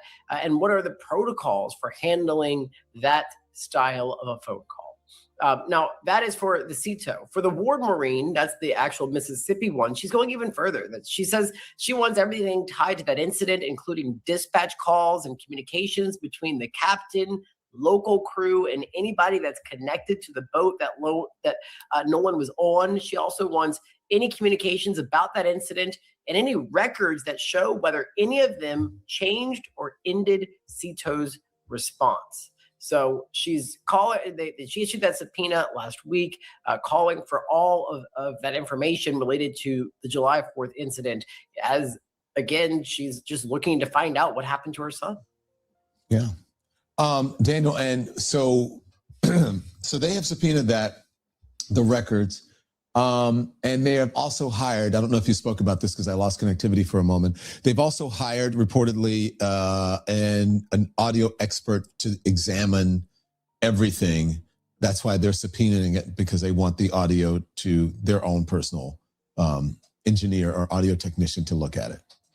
Yeah, that's right, Don. We had the young woman who was honestly just did this on her own volition, just wanted to help out in this case. We spoke to her a couple of weeks ago. So the family's now saying, listen, we want the independent audio. There were some folks who said the audio that she was operating off was fake, wasn't the real audio. So the family's like, all right, we want the actual audio of that 911, of that call to CITO that day. And then we want an independent person to analyze that audio. So there are some folks who are saying you could hear Nolan, you could hear, is Nolan dead? You could hear a lot of things in the tape that was cleared up a couple of weeks ago. The family, they're not taking any chances. They're saying, listen, we want the authentic original audio, and we want our own analysis, our own expert analysis of what is actually on that tape. And so then now you have the attorneys for the young men, as I mentioned in the opening monologue, our opening statement, as we call it. So then you have the lawyers saying that they are sending a letter of an intent to sue Al Sharpton. Here's a report on that, and then Daniel and I will discuss. Developing tonight, a Pascagoula law firm says 3 friends of Nolan Wells plan to sue the Reverend Al Sharpton for defamation as Wells' death investigation continues. Taylor and Cox law firm said it would serve Reverend Sharpton with a 19-page pre-litigation defamation demand on behalf of 3 of Wells' friends. The firm claims Sharpton used a vigil as a platform to smear those friends. It says it will take legal action in 10 days if he does not apologize, retract, and delete his statements. Sharpton's law firm responded tonight saying that he welcomes the lawsuit and his attorneys will be in touch. Okay, well, he's saying, go ahead and do it. The interesting thing, Daniel, before you respond, is that they said a vigil. They did not say the memorial service, right? And so the only vigil that has been had that Al Sharpton, to my recollection, has been part of, would be the one on his birthday where he made this statement. Roll it. There are now over 551 of you on to break into your day and to try and pray and give strength to this family. Let me thank Attorney Ben Crump, who's worked tirelessly. I've been told that one of the people that was with Nolan has been online watching this. If you want to come forward, call us. I'll give you an attorney. I'll pay for your attorney of your choice. We just want the truth. If you have nothing to really be concerned about, then you should step forward. All these parents have said from the beginning is they want the truth. So if you want to join in on what we're seeking, you're welcome. We don't have to slip and slide here. We just want the truth about a young man who we should be celebrating his birthday today. Let me thank all of you that took time. Okay, so there you go. So I don't know, again, I'm not an attorney. That didn't sound like accusing someone, but what do you get from that as a layperson? Don, that letter that was sent to Sharpton does cite that August 19th vigil, the one you just played. It also cites a July 14th TMZ appearance where Sharpton made references to the, quote, 3 young white male friends. And so the letter is claiming that he is insinuating that they had something to do with his death, with Nolan's death. And in that TMZ interview, Sharpton basically questioned why Wells would have left his phone behind. That is a question that has been on many people's minds. They're wondering why, in 2026, when not just someone who is a teenager, but a lot of us constantly have our phones. Well, the attorneys and Nolan's friends have said, listen, he didn't want his phone to get wet, right? That's why he left it on the boat. And then there was nothing nefarious there. It's just he didn't want it to get wet. So that's why there's been that conflicting side. But Sharpton has said, I don't know if I buy that story. He also said one friend initially denied having the phone and the keys. And he also insinuated that the phone's contents may have been erased. And so he's simply saying there are too many unanswered questions for something to not have happened. But he has never really said that these boys did something nefarious or said they murdered Nolan, but the letter is just saying, hey, you have insinuated that. We want you to retract and to apologize. Okay, we'll see what happens. We'll see what happens. And one more Go thing. ahead. So as we've already said, and as was in the report, Sharpton said, I welcome this. And one of the reasons why he welcomes it, he said it at the National Association of Black Journalists the other week. He said, listen, you sue me, that means there is going to be a deposition. We know when you get deposed that everything will come out in court, right? You cannot hide it. And so part of the thing that Sharpton is saying there is, I welcome this because I want all of this to come out in court to prove that if something happens to Nolan, and if you are saying you know more than what you are saying currently, then prove it. All righty. Yeah. Great reporting. As usual, Daniel Grimes, and he's wearing a pretty conservative shirt today. Oh, yeah. Well, I had to be conservative after, meeting our... So I think that is it for that clip. So what do you all think? What do you all think? I mean, I really do think that Al is calling their bluff at this point. I really do. And as he should. If you're going to threaten to sue people just because they're asking questions and inviting people to come forward, because we've only heard from Warren, Jax, Morgan, and Trustation. Trustation wasn't on none of those boats. I don't know why we heard from him, right? Morgan's boat left 5 minutes before. Don't know why we heard from them. So we've only really heard from two people that was on the boat. The two boats that were involved. So yes, I'm pretty sure that little Eddie is not going to sue Al Sharpton at this point. I think it's bluff. But now what happened is that the Wansleys did add another lawyer, another African-American lawyer to their team. And he is the one that is sending out subpoenas and things of that nature. I want to watch that clip real quick before we get into our next clip. And then I want you guys to watch with me the full interview that Jeff Metcalf gave after the retrial. It's just, yes, shut up. That's all I got to say. But anyway, the legal fight escalates. So let's watch this real quick. I think we already watched. Did we just? No, this is a different one. It's kind of the same, but it's not the same. Follow the evidence. Let the evidence tell us where it goes. That's what we've been saying from the beginning. And then we're going to keep asking questions. And we're going to keep doing this story until they get some answers, no matter what the outcome is. And the family has said as much. Daniel Grimes is our Washington, D.C. correspondent. He is following this story for us, Daniel. Sorry, guys. That is the same one. Let me get to the right one. If I can just close it, then I won't get that confused. So my apologies and thanks for your patience. It's right here. Right there. They added a new attorney, so let's get it. A metro area attorney is now part of Nolan Wells' family's legal team. 16 WAPT's Ross Adams has more on his role in the case. Nearly 2 months now since his body was found on Horn Island, and we're no closer to finding out what happened to Nolan Wells. The family has added some new legal firepower with a local attorney joining the legal team.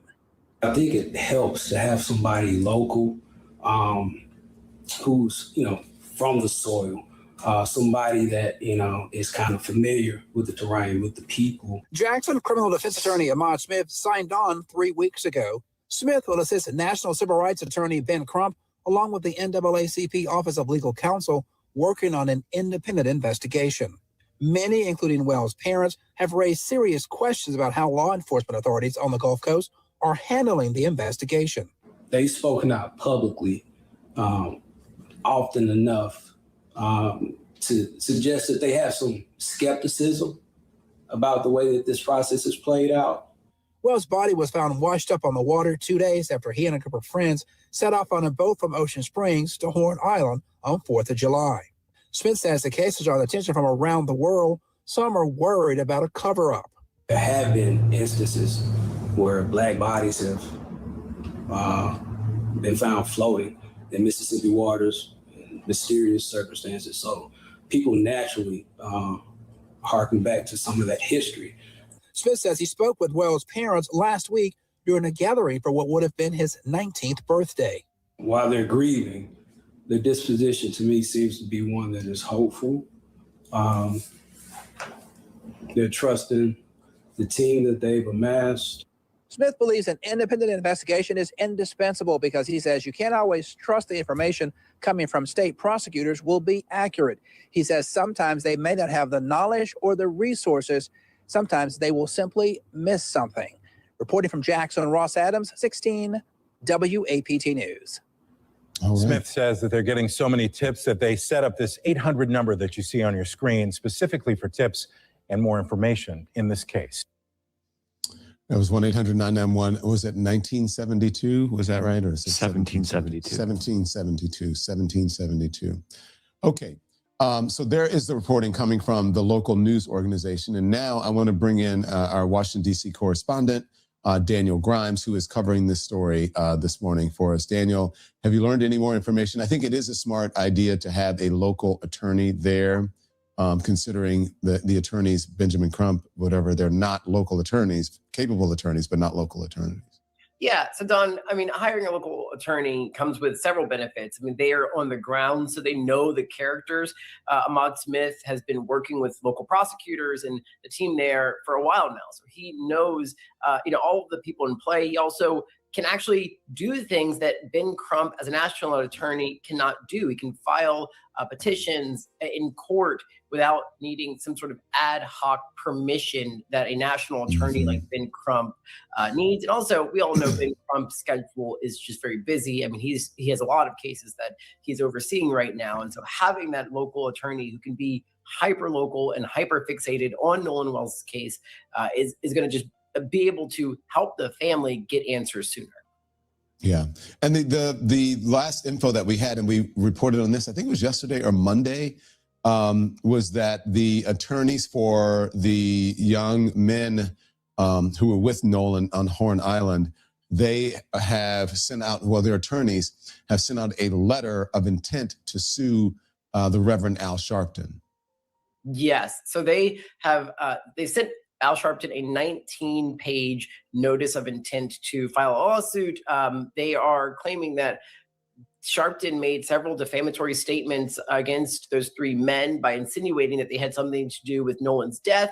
And in that, they've cited two instances, the vigil that took place on Nolan's birthday, and also the earlier in July, an incident where Al Sharpton said, where is the phone? He gave an interview to TMZ and just kind of questioned why they would have had Nolan's phone. The attorneys for those young men say those statements potentially rose to the level of being defamatory, and they are now saying that Sharpton, the Reverend Al Sharpton, needs to apologize and retract those statements, or they will sue him.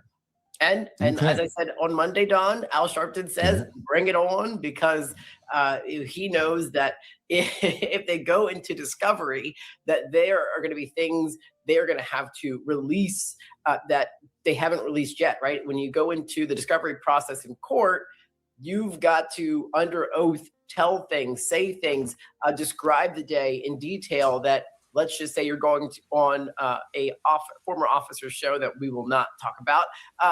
You can say whatever on that, right? Because you're not under oath. If you go through the discovery process, you are then under oath. You've got to make sure everything you're saying is true, and you're going into detail. So the Reverend Al Sharpton said, bring it on, because you all want to go through discovery. You're going to help us get answers sooner. So let's talk some politics. That is your bailiwick. You are in Washington, D.C., someone who could, have an office there and a possible residence. We're not sure if it's going to be, maybe it'll be her brother's residence. Maybe she'll move in. We have no idea. But we're talking about Darlene Graham, who's the sister of the late Lindsey Graham.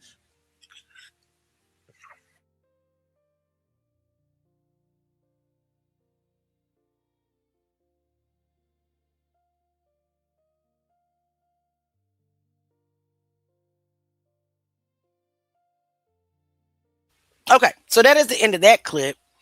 So they already did disclose who the attorney was. that's working on undercover. He's actually the one who sent out the subpoenas to Cito and things of that nature. It's been almost 2 months. We know nothing, and I think that it's just diabolical. I can only imagine what the Wansleys feel like, right? They absolutely know nothing. So this is why they're doing their own investigation. Why do they have to do their own investigations? You would think that law enforcement would welcome updating the family, at least, at minimum, update the family and their attorneys, right? But nothing's happening. Everything is on lockdown and sealed. So now I'm bringing you to a clip.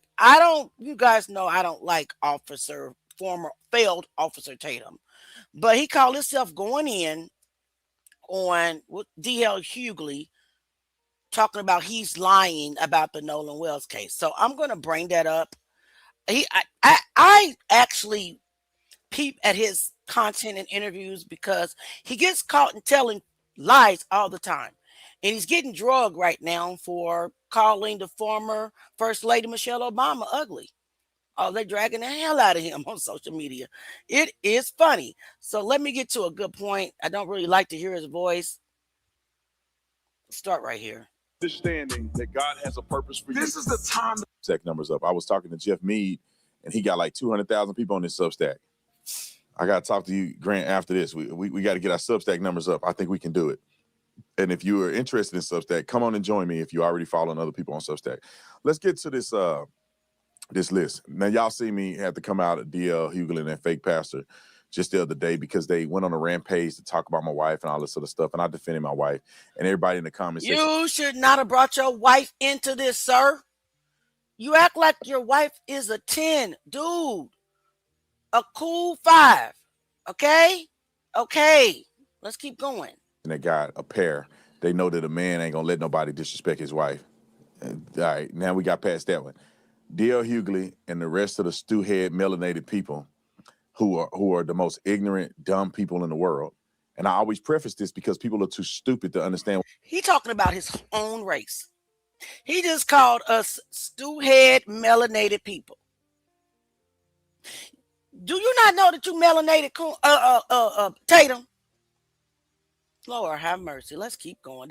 He's a disgrace to his own race. What I'm saying, but I'm talking about the ignorant ones, not the rational, decent folk, work hard every day, build companies, build wealth, add value to this country and their families. I'm not talking about those wonderful, amazing black people. I'm talking about these stew-head idiots. Now, here's a list, and Ari Spears with his sorry self, 2 washed-up comedians. This is what they had. They wrote this list. Ari Spears shared this list with me. Look, this is what white America is. Y'all ain't never gonna be nothing in life being this stupid. You just get to the Let's go down the list one by one. Starting with Texas Roadhouse employees spitting in black people's food. Roll the clip.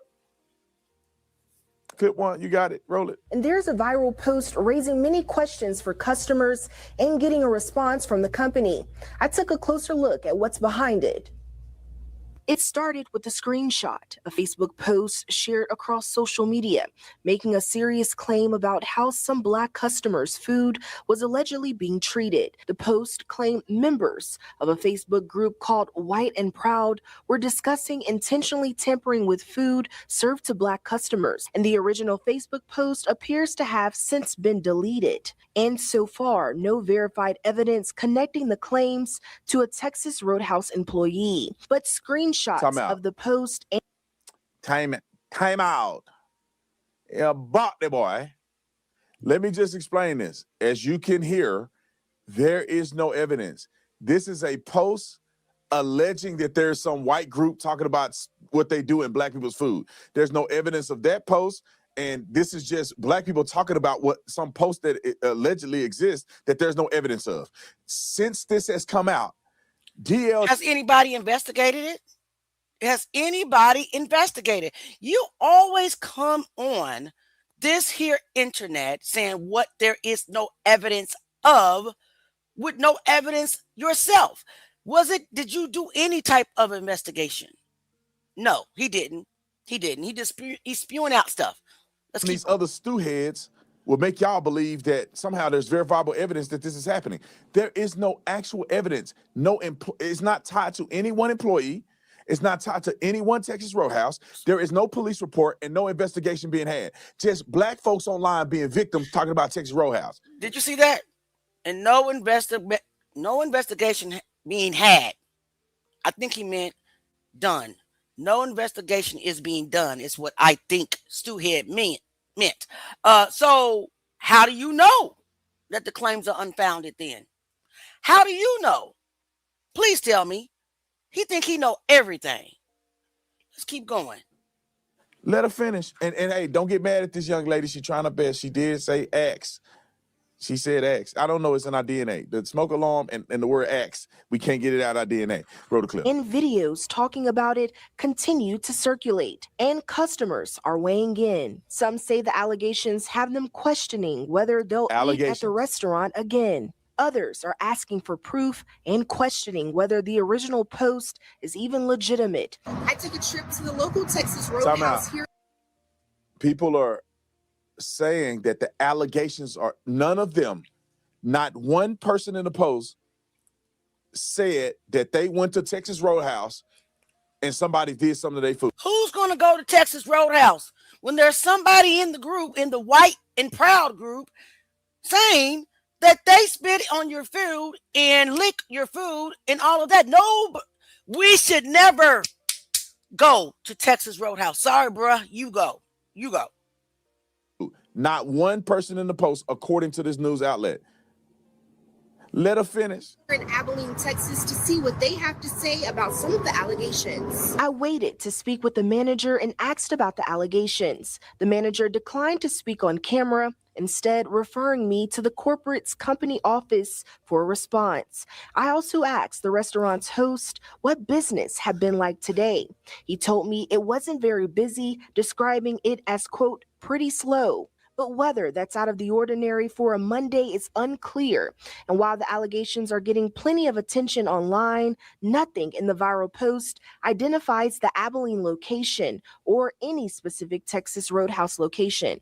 As the conversation grew online, Texas Roadhouse responded. On Sunday, August 23rd, the company posted an official statement saying, "We are aware of the video that is being shared with an accusation that has been made toward our restaurants. We believe it to be completely unfounded, and we take every accusation towards our brand seriously." Is he really up there popping his shit based off that statement? Of course they're going to say it's unfounded. Of course they're going to deny it. Dude, this dude, man, I'm sorry I'm making y'all watch, but I wanted you to see what he had, say about DL, but I just cannot stand this dude. They said, "We are investigating this alleged behavior and remain committed to treating every guest with respect, dignity, and the legendary service they deserve." So on DL Hughley's number one on his list is this Texas Roadhouse incident that don't exist. It does not exist. Now, here are other people who I think fall victim to the... Here's the thing, though. Instead of him getting on the person that said it in the group, you're getting on the target victims. Instead, again, same thing you're doing to the Wansleys. They're the victims. You go to run into the opposite side. Instead of you doing an investigation to find out if these claims can be substantiated, you are on this here internet gaslighting, deflecting, and licking boots and everything else. Sir, I don't like you. Let's keep going. I do not like him at all. Plantation mindset that somehow accusing Texas Roadhouse with no evidence. Here is one, and we're going to play two clips of this, and it's going to blow your socks off. Listen to what this woman say, and I want you to pay attention as they pan the table. Look at who's sitting at the table with them. Roll the clip. When they tell you that they're putting something in the food at Texas Roadhouse, believe them. This is me and my daughters and her boyfriend eating there, having a good time. And as soon as I finished eating... Wait a minute. Did he point out...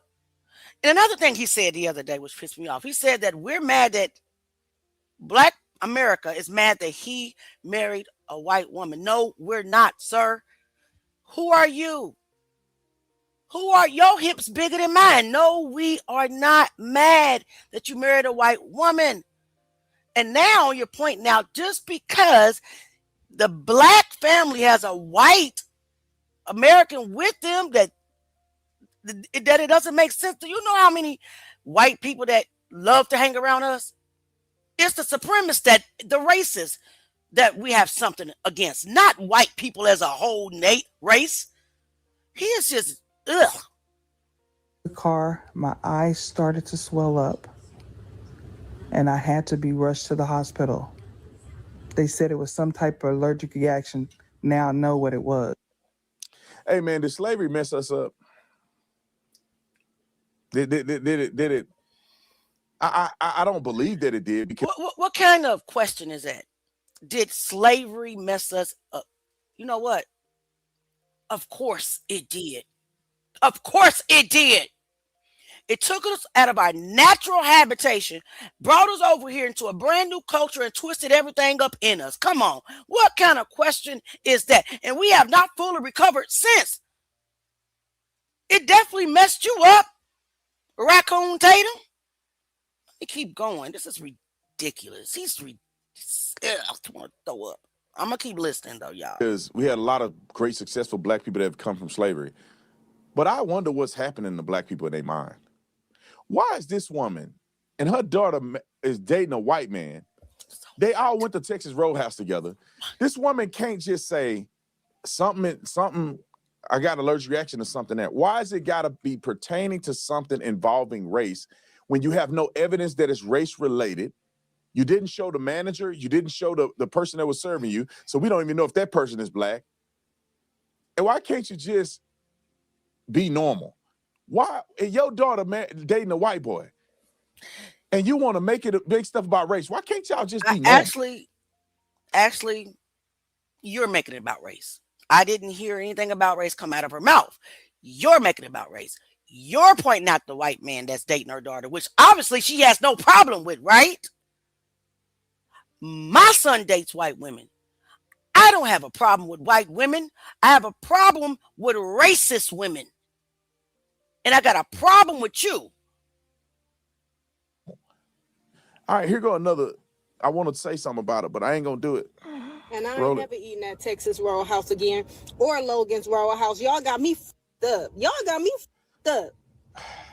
That was all I needed to hear. Didn't I just make a video saying how they didn't want us in their establishments? They don't want us in their establishments. We need to be only supporting black-owned restaurants, period. I'm not even eating nowhere. All right, if the food ain't... just know you can tell by the energy. She's finna continue to say something stupid for 1 minute and 22 more seconds. But let me just stop her in her tracks. No pun intended. I want to stop her in her tracks. I'm joking. Y'all get, I can't tell jokes and y'all get mad at me. You do the black women. I'm telling the joke, okay? All right, so I'm gonna stop her in her tracks. I agree with her on two things she said. The 2 points she made, I agree 100%. Y'all need to stop complaining about these establishments and go shop at black-owned businesses and go support black-owned businesses. Why y'all even going to Texas Roadhouse or any of these other places so you can complain? I know why. Y'all know why, but y'all don't want to be honest. You don't want to go to these black establishments because many of them don't do good service and they're not cooking the food and they're not consistent. That's why you go into Texas Roadhouse. That's probably one of the most consistent, what you call it, a steakhouse. First of all, I don't think my city has a black steakhouse, a black-owned steakhouse, and that is because of oppression. Okay, that is because our people are denied opportunities, dumbass. Ooh, dummy. We're denied opportunities. We can't get the loans that they get.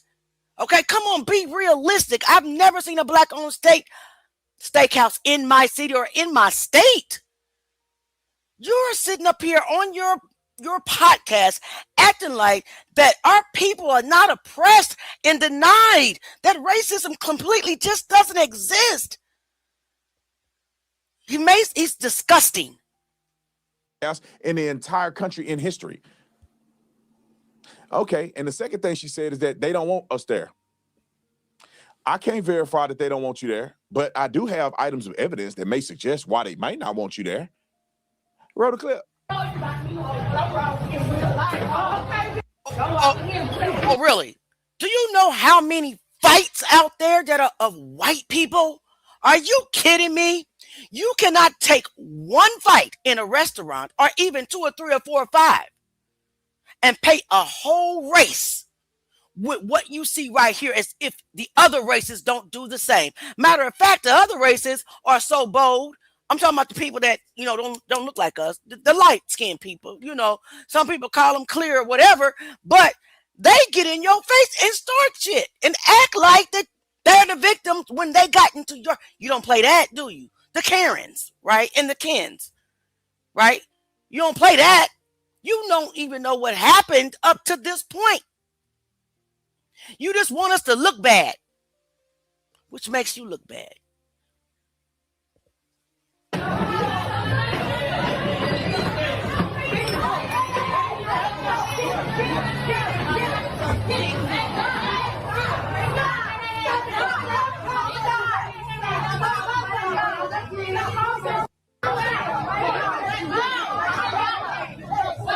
All right, y'all. So this is one.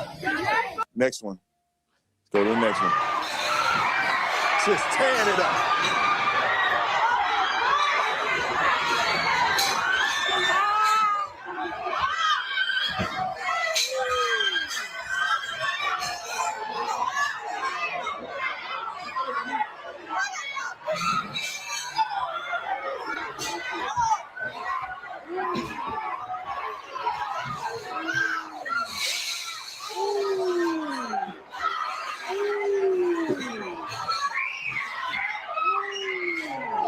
No, it's not. All right. All I hear that dude in the background, ooh, this is crashing everywhere. And I swear, I can go and find 15 other videos like this. I can find just as many of white people if I wanted take to. responsibility. I could find 15 or more of white people doing the same thing if I wanted to. I don't want to. For what?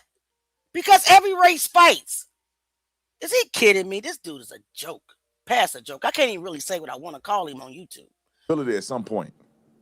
If you want to attach yourself to every black person, then you need to take responsibility for this crazy stuff they be doing. If you want to be an individual, be an individual. But y'all don't want to be individuals. You want to attach yourself to the lowest common denominator of the black community and then get mad at people if they don't like that. All right, let's get to the next one. Here we go. What's on the list? 600,000 black women pushed out of the workforce since 2025. Explain that. He can't explain it. Last time I did a debate, one of these knuckle draggers was in there talking about Doge. Well, if they get rid of government jobs, this is why y'all stupid and you need to read Thomas Sowell book. If they getting rid of government jobs because of Doge, and it just so happened to be a lot of black women working in those jobs, and they lose those jobs, hey, dummy, disparities don't mean discrimination. Just because you're disproportionately affected don't mean it's race-related. And it's probably about, I don't know if you do the math, it's about 20 million black women in America. And you're talking about 600,000 pushed out of work. What are the other, 10 million that's working? This Negro, all he does, literally, every time he gets on this podcast is degrade his own race. He's insecure. Y'all know that? He's insecure. Somewhere down the line, he got hurt by somebody in his family. I don't know. Maybe a beautiful black woman broke his heart. Something happened to this. This is not normal for him to get on the internet on a daily basis and down his race. I would play what he said about Michelle Obama here. It was disgusting. It was disgusting. And then said his wife is a 10. His wife is probably half Michelle Obama's age. She's 62 years old and she's a beautiful black woman. And then he comes back and he what did he do? He downgrades D.L. Hughley's wife as well as this other pastor's wife in defense, because they came out and said, well, you attacking Michelle Obama. This is what your wife looked like. I'm gonna show that little clip too. But I just want to get through this real quick because he's really making my blood pressure raise. Oh, but you don't want to talk about that. Last time I checked, allegedly, the black women are the most educated women in the country as far as getting degrees. Now, I know a lot of times they ain't acting like it, but according to stuff that I've read, and I heard the person say that was a lie, but y'all push the narrative that they outworking black men, they got more degrees than black men, they doing all this stuff, but you know, they having kids out of wedlock more than anybody else, but outside of that, but you crying about 600,000 jobs you claim they were forced out in 2025. Shut the front door and the back door. Next one is Nolan Wells. We all know how that's going. Mom and them still ain't gave their phone over. They have nothing to investigate at this point, as far as I know. And some of the little birdies that's flying through the air is dropping little leaflets. He's lying, guys. They have did that joint extraction of the phone. He is literally lying. And what's so sad is that you got other African American people just rooting this on. And it looked like this is probably going to be a drowning. You don't know. Nobody's going to be arrested. Now, I don't know that for a fact. Let me not jump to conclusions, but what I can say. So, sir, if you don't know it for a fact, why are you saying it? So you don't know it for a fact, but you're stating with boldness it's a drowning, just like you said that Nolan Wells was doing cocaine. You the devil. Is that Warren, Jax, and Morgan had nothing to do with Nolan's death. And the people that I've interviewed have been exonerated. As far as I know, and as far as they've been communicating with law enforcement, because they've not been indicted. They have not been exonerated. What is wrong with these people? I'm sorry to keep stopping it, but what is wrong with this fool? I mean, he is just like the great deflector. I mean, the gaslighter of the world. I mean, he's worse than President Trump at this point.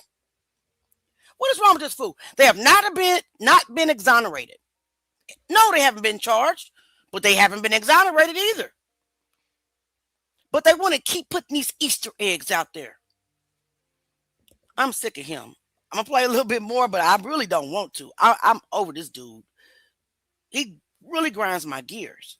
They don't even have a search warrant to get their cell phones. They turned their cell phones over to the FBI voluntarily. Carmelo Anthony stabbed that boy in his heart, got convicted in the court of law. And then they tried to get even the judge recused himself. The new judge came in record time. First of all, and decided there ain't no. There's another lie. Judge Roach did not recuse himself. He refused to recuse himself, Tatum. Judge Harrell recused Judge Roach. Stop lying. Stop lying. Grounds for a new trial. And I'm telling you this, as sure as I'm sitting here today, they should be glad that Carmelo Anthony didn't get another trial. Because if his previous behavior was entered into evidence, the jury would be tainted as to who he really is as a person. And this is why they didn't put him on the stand, because he would have got grilled. Then the jury would have saw all that violent stuff he said, and they would have been more punitive towards him during sentencing. Okay, we got another one. Black lynching across the South. Tell me you stupid without telling me you stupid. Let's bring up a couple of the lynchings that they've been talking about. And shout out to my brother here, Gotham City. Appreciate you, brother. Thank you for standing up for me, but also thank you for keeping it real and telling the truth. This is just a couple lynchings that they claim are being perpetuated by the white man. Roll the clip. So listen, as a black man, I'm fully aware of the history of Mississippi and black people being hung in Mississippi, but I'm also a person of truth. And when you use a few of these kids' pictures to push a narrative, when you know the truth, it's nasty work. This is nasty work. Look. This is why we can't do the independent thinking and the liberal and conservative, because liberal, conservative, they're killing black people. Who the fuck is hanging these kids? Who's hanging these kids? And one thing's for sure, black people are damn sure not hanging themselves. Time out. Black people aren't hanging themselves. Sorry for the curse words. We will fix it. But Just so you know, we got so many clips doing. My team is running like chickens with their head cut off. So just forgive us for that. But they say black people show ain't hanging themselves. Are you sure, bro? Positive. When I was a cop, that's a way people decide to take their own lives. It's through hanging themselves. Black people don't traditionally do that, but to act like black people never do that is a lie. And it's only a lie, or only you're perpetuating a lie because you want white people to be bad. Come on, put the clip on there. This is one of the young boys that got lynched. 59 p.m.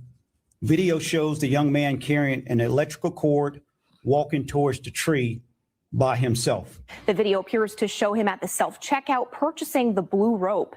It shows he paid $4.20 for it. You can then see him walk out of the store, and I guess Officer Tatum, I'm gonna continue playing the clip, is following into, well, the black chief or the black officer that they chose. You knew he was handpicked, right? Went before the world and told that he was walking with this electrical cord and all that stuff.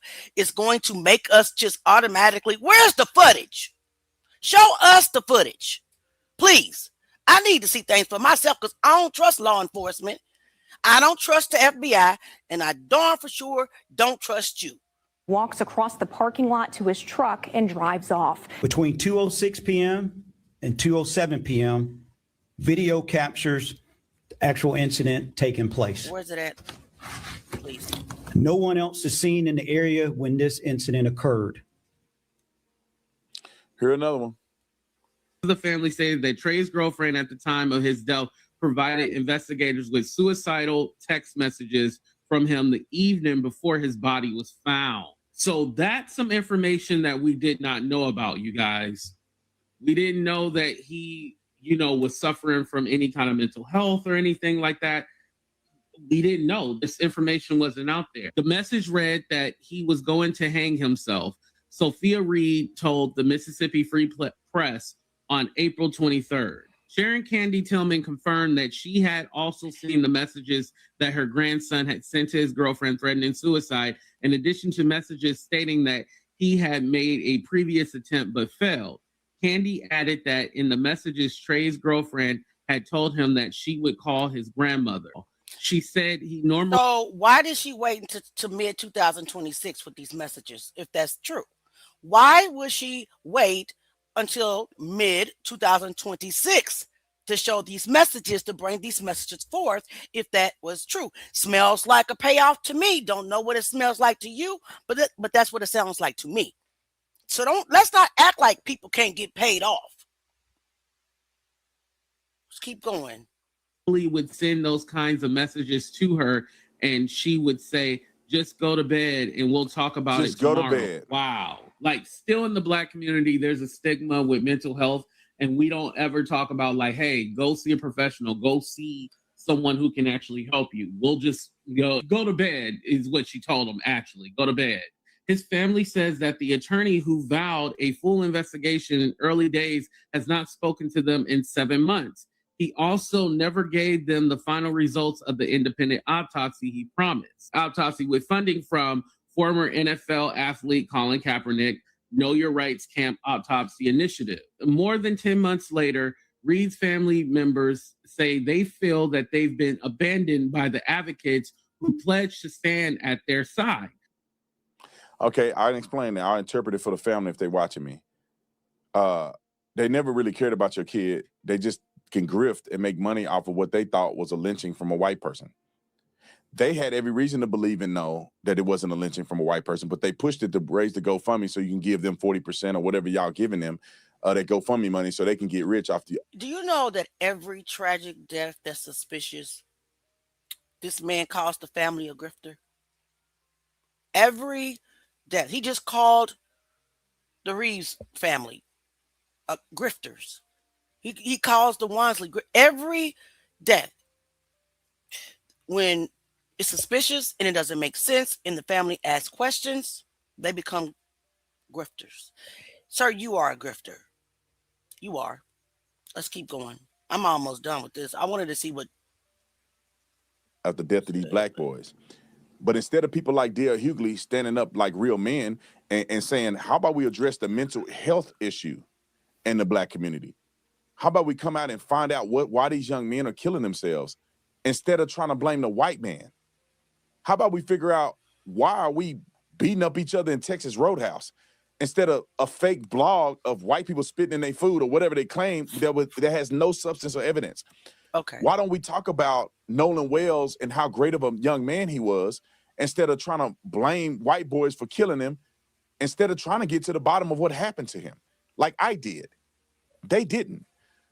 And Carmelo Anthony, how about we talk about conflict resolution? Tatum, what happened to him then, sir? What happened to Nolan? What happened to Nolan Wells? You said you got to the bottom of it. You figured out what happened to him. What happened to Nolan Wells? This dude want to be somebody. And when they get done using you, you're going to get tossed to the side. And trying to get young men to lower the temperature, man.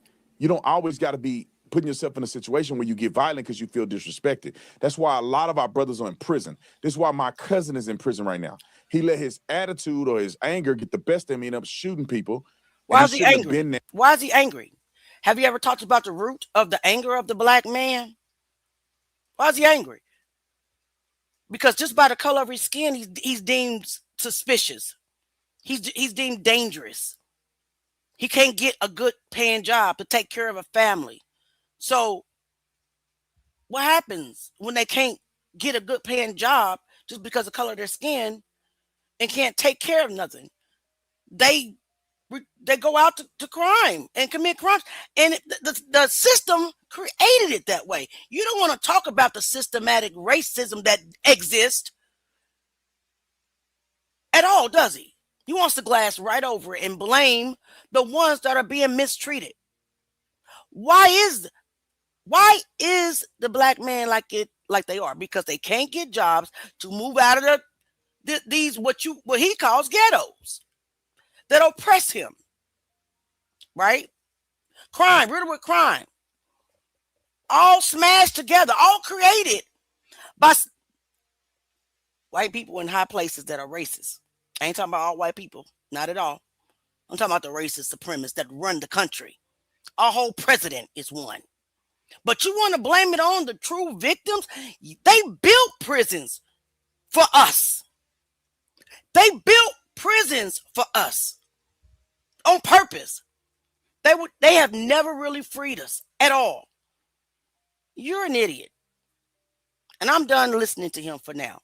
I'm getting ready to bring up Jeff Metcalf. Clearly a racist, right? Clearly, you're going to see another Tatum sitting next to Jeff Metcalf during this interview. Diabolical. I did not realize it was so many of them. Let's get to that one. Here's another Tatum. There he is right there. Disgusting. Well, during the court proceedings, obviously both sides had agreed to this gentleman's agreement to keep character out of what was happening that day and just focus on the facts of what happened underneath the tent. I wasn't made aware of this until almost at the end of the trial that this was going to take place, because I fully expected Carmelo to testify so I could finally ask one question of why. That's my main question. Then they proceeded to go all the way back to fourth grade and started to dig up every single bit of any school records, police records, whatever, from fourth grade on. They had an incident at school, playing a game. It happened. Yes, they were also disciplined at home. They had an incident with some spray paint. And they even said to the police officer, yeah, we did some dumb stuff. We did some vandalism. Well, I had a little bit more harsher words when they got to my house and got home, because they were definitely disciplined. And I said, this is not behavior that I condone. You know it. You're going to suffer consequences for this behavior. And but some of the other school stuff, both my boys, did they have mouths on them? Unfortunately, yes, they did. But so do most teenagers growing up. I had the standard, or I don't want to say normal, but or standard. There's really, but raising a child, he didn't, commit a felony. He didn't kill someone. He didn't drive drunk. Those things are like some major things that can affect you. They were typical teenagers. saying and doing things that typical teenagers do. No, typical teenagers do not paint graffitis of hating all black people and hail Hitler. That is not typical teenage behavior. That is mental illness. That is installed and taught racism, in which, sir, you showed who you were after the first trial, right? We know who they got it from. But now you want to water down the fact that Austin and Hunter were bullies. You want to water down the fact that Austin and Hunter were racist. You want to water down that Austin and Hunter have a record of assault as young as the 4th grade. He grinds my gears too, but you just wait till this guy on the other Tatum over here talks. Tatum 2.0. Today's society. I didn't grow up that way.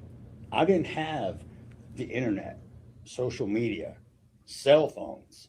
All this has contributed to the moral decay of society. And I believe it's made the race gap even larger. When all we want to do is close the gap. I don't understand. I mean, who cares who's president? It changes every 4 years. Your son's life, how long is that? Hopefully longer than 17 years, because that's all the life that Austin got. But whose fault is that though, Jeff?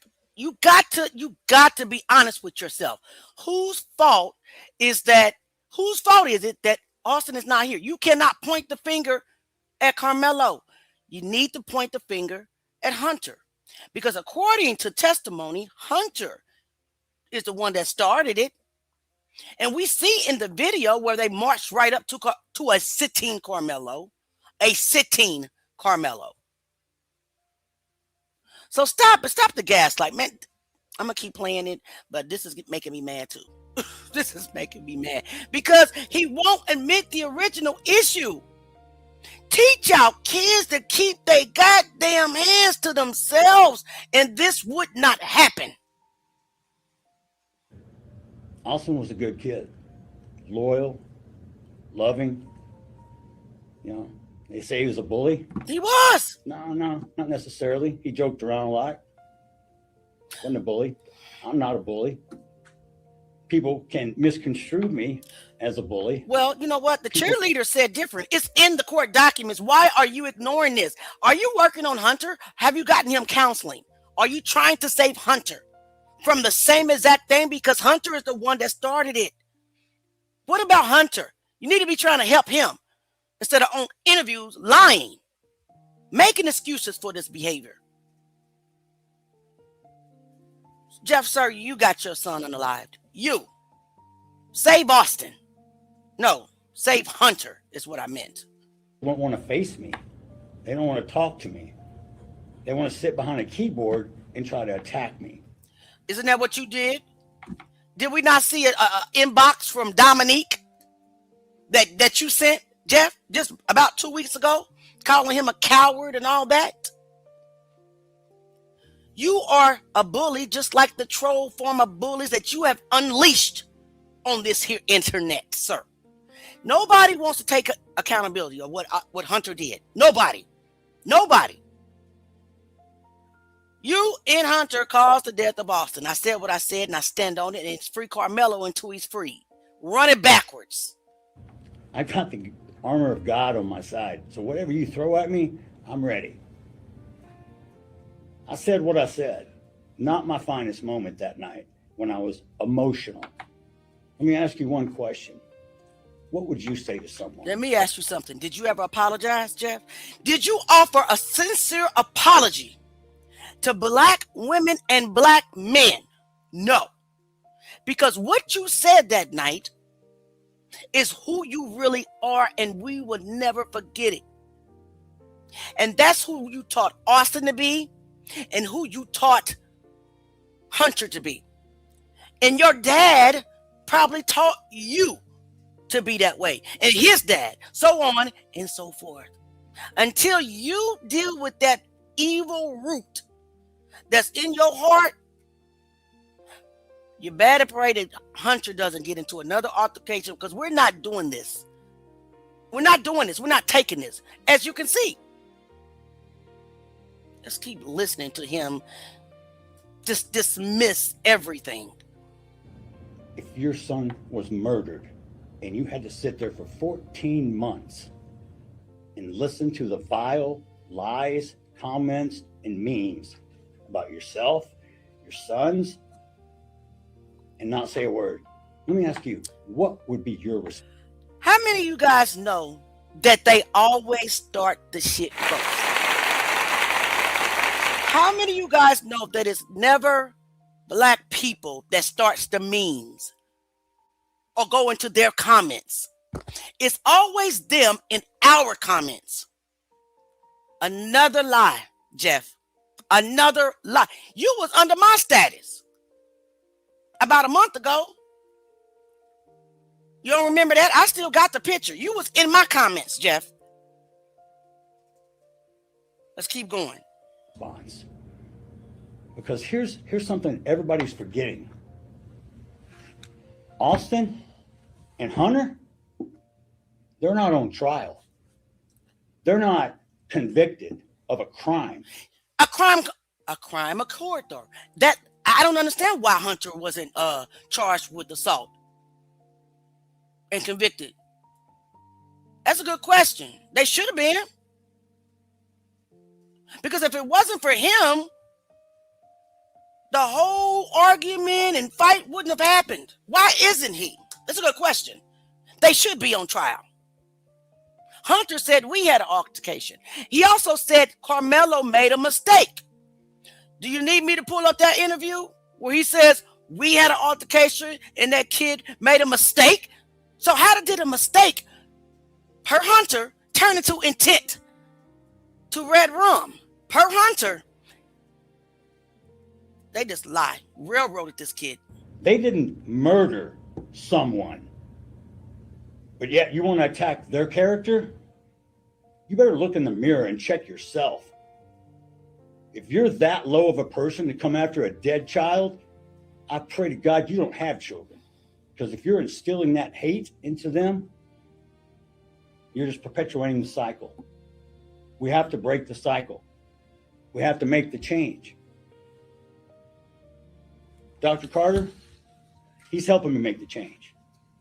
I know everybody says, how's this work? He's black and white. Because neither him nor I see color. This is what we see right there, red. We all bleed the same. Now, if you choose to believe in God or not, that is your personal decision. You know what I hate the most?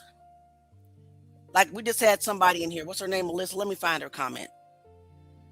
Because we're talking about injustices done to our people. They love to try to flip racism onto us. Ma'am, do you know what racism is? You need to go find the definition of racism. Because you obviously don't know it, Melissa.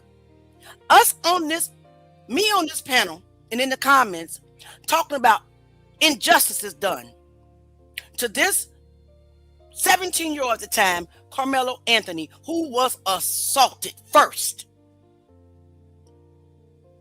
who was approached and assaulted first, is not racism. Us asking for a fair trial because we believe he defended himself, which he did. He did. I'm going to show you another case where a DJ in Florida, he didn't even get to touch the guy. And the guy, boom, boom, boom, doing a road rage. And he got off today. He got off. Charges dropped. Stand your ground. He hadn't even made it to the window. The dude had not been touched. Now, Austin reached out and touched Carmelo, along with others. And Carmelo's in prison for murder. Please leave, don't come back. Let's keep going. Just don't come back. You know, guys, anybody that want to leave, you don't have to announce your departure. Just leave. I'm not here to tell you what to do, except for make a change. Be part of the solution, not part of the problem. And if you think you're part of the solution, tell me what you're doing. Tell me the action you're taking. What action are you taking to be a part of the solution? Because you're not doing anything, because that means if you're not part of the solution, you're part of the problem. Why? How? Well, if you're a person who is good and sees the problem and ignores it and does nothing about it, you're just as bad as the person with the problem. Change takes action. And y'all see why. I talk a lot. You see why. No, because what happens is this. Passionate. Brace yourself. I can never tell you I know what Jeff is feeling. I'd be a liar. I can't imagine what he's feeling. But he was prepared not to speak today.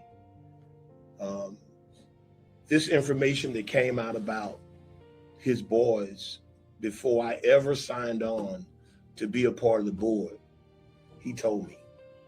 Full disclosure. Hey, before you say yes, I want you to know this. I want you to know this. I want you to know this. I can respect that every day. When he found out the first day from the DA what was coming down the pipe, he called me, sad voice, what's wrong with you? Man, I can't believe what my boys done did. He told me everything. I'm not sure that people understand what respect is. So I respect Jeff. You may not like what he give you, but I can respect his forwardness and I can respect his honesty. To me, those are qualities that if more of us had those, we could work past our differences. So the gentleman's agreement. I'm on record saying that I thought, based on the information I had, that Carmelo should have got 10 to 15 years manslaughter. That was the information I had. Everybody, after the information was made public. We got the real Jaguar right in the comments section. I'm so glad to see you in the comments section. Everybody say hello, salute Jaguar right. All right, let's keep going. Jag, I dropped the link if you wanted to come up. I had to change that view. And thank God, he should be thanking God. His family should be thanking God that there was a gentleman's agreement.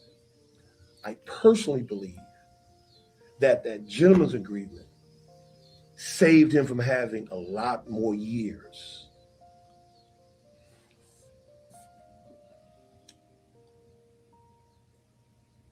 Myself, no one else. See, now they hired him to gaslight Black America. There's no way that if Carmelo got on that stand, I do not believe that he would have been convicted of red rum. I do not believe that, not one bit. Because you cannot take messages from when somebody's 12, 13, 14, 15 on a game council that cannot be verified if he sent or received them and used them. Can claim self-defense when you can escape. I will say this. Out of the things that were presented, that was a part of the gentleman's agreement. Based on those facts, because we have to treat hey, Jag, welcome, his welcome, boys' welcome. information. I'm gonna stop this. Everybody, Hey, Auntie please, Leah. welcome. Jaguar right to the stage. Hey, what are you going? What's going on? Because this is Oh, ridiculous. nothing much. I'm right now. I'm just on bed rest a little bit. I've been pushing myself a little hard, so I'm taking a second. You know, we had our meeting that we do on Wednesday, and then I saw you were live, so I said, well, let me sit in here, and I'm just looking at your comments, and I'm like, these people are ridiculous. Like I haven't had to come over here and whip out a wrench, but like I'm like, maybe I need to come over Girl. here more often. It's like people Rip out are a wrench. unbelievable. They really are. They really are. They in these comments every time I talk about Nolan or Carmelo. They are in the comments trolling. It's especially bad on Facebook. It's horrible. Wow. Yep, on Facebook it's worse than Yeah, I it think is I'm on. gonna have to re-engage my Facebook account and see, because I don't be over there. Like anytime I see a swarm or whatever, like I was I do what I do on YouTube or whatever the case may be, but social media has become such a disgusting place. It It's has. just, yeah, it's wild. It So is. I'm listening. I showed up, in the middle of things, and I saw your Officer Taters. Um, so wait, I'm trying to understand. Was that Taters who was playing AT2's commentary? Really? Yeah, it had to be. It had to be. I didn't see. I didn't even recognize AT2. So that wasn't AT2 playing Taters commentary. That was That was Tater. Taters Mm-hmm. playing AT2's commentary. Yeah, it was. That's troubling. And interesting if you think about it. That's troubling. Why would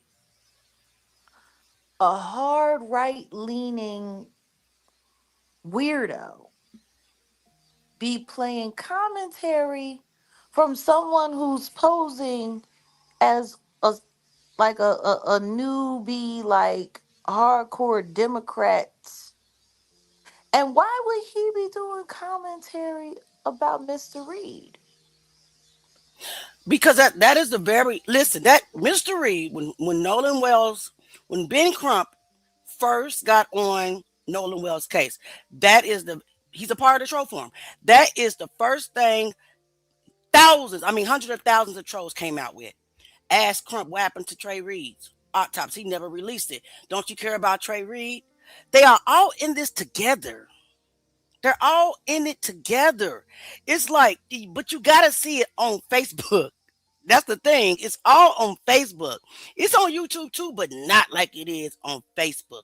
It's like they organize in the morning and they go over what they're going to attack us with.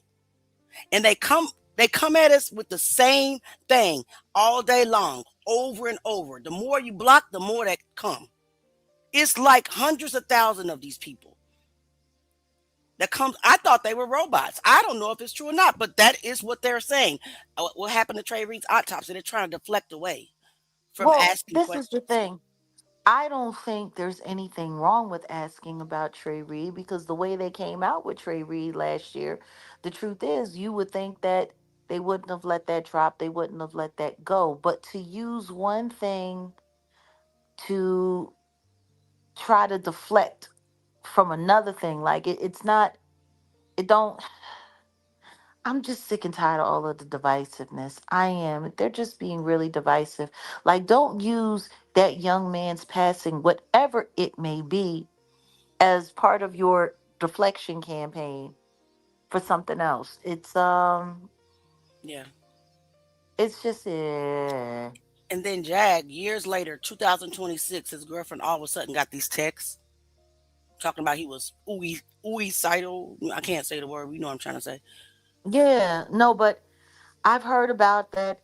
I've seen that weeks ago. Weeks ago I addressed it, and I chose not to continue to talk about it because I'm like, okay, I see where this is going to go. I see what they're Yeah. trying to do, and I don't want to be a part of the problem. Like, that's the hardest thing for me when it comes to choosing what I talk about, because of my voice and because of, my ability to reach far out there in media. I'm careful about what I choose to talk about. I'm not trying to be a part of anyone's agenda. Yeah. Like, the simple fact that they're using Trey Reed right now, it's kind of distasteful.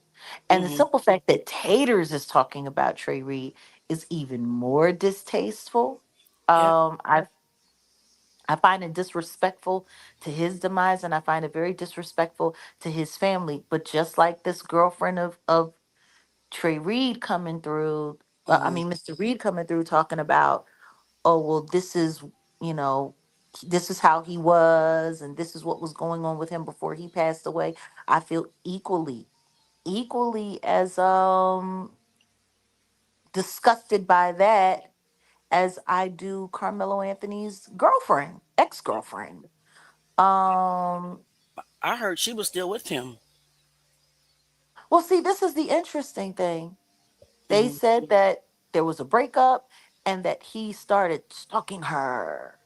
And my thing is, well, if that's the case, why didn't y'all talk about that during the trial? Because of this gentleman's agreement. Yeah, I but why bel would the yeah, but what would that have to do with the gentleman's agreement? because really, to be honest with you, Jack, in my opinion, it wasn't Carmelo's past that they were trying to keep out. But see, Mike Howard, which was and Toby Shook, which was Carmelo's attorneys, they were Toby Shook and Bill Wursky are just like this. They worked on cases together. So the gentleman's agreement, which wasn't in writing, was verbal, and they talked Carmelo into making it seem like his past or those messages or whatever was going to convict him.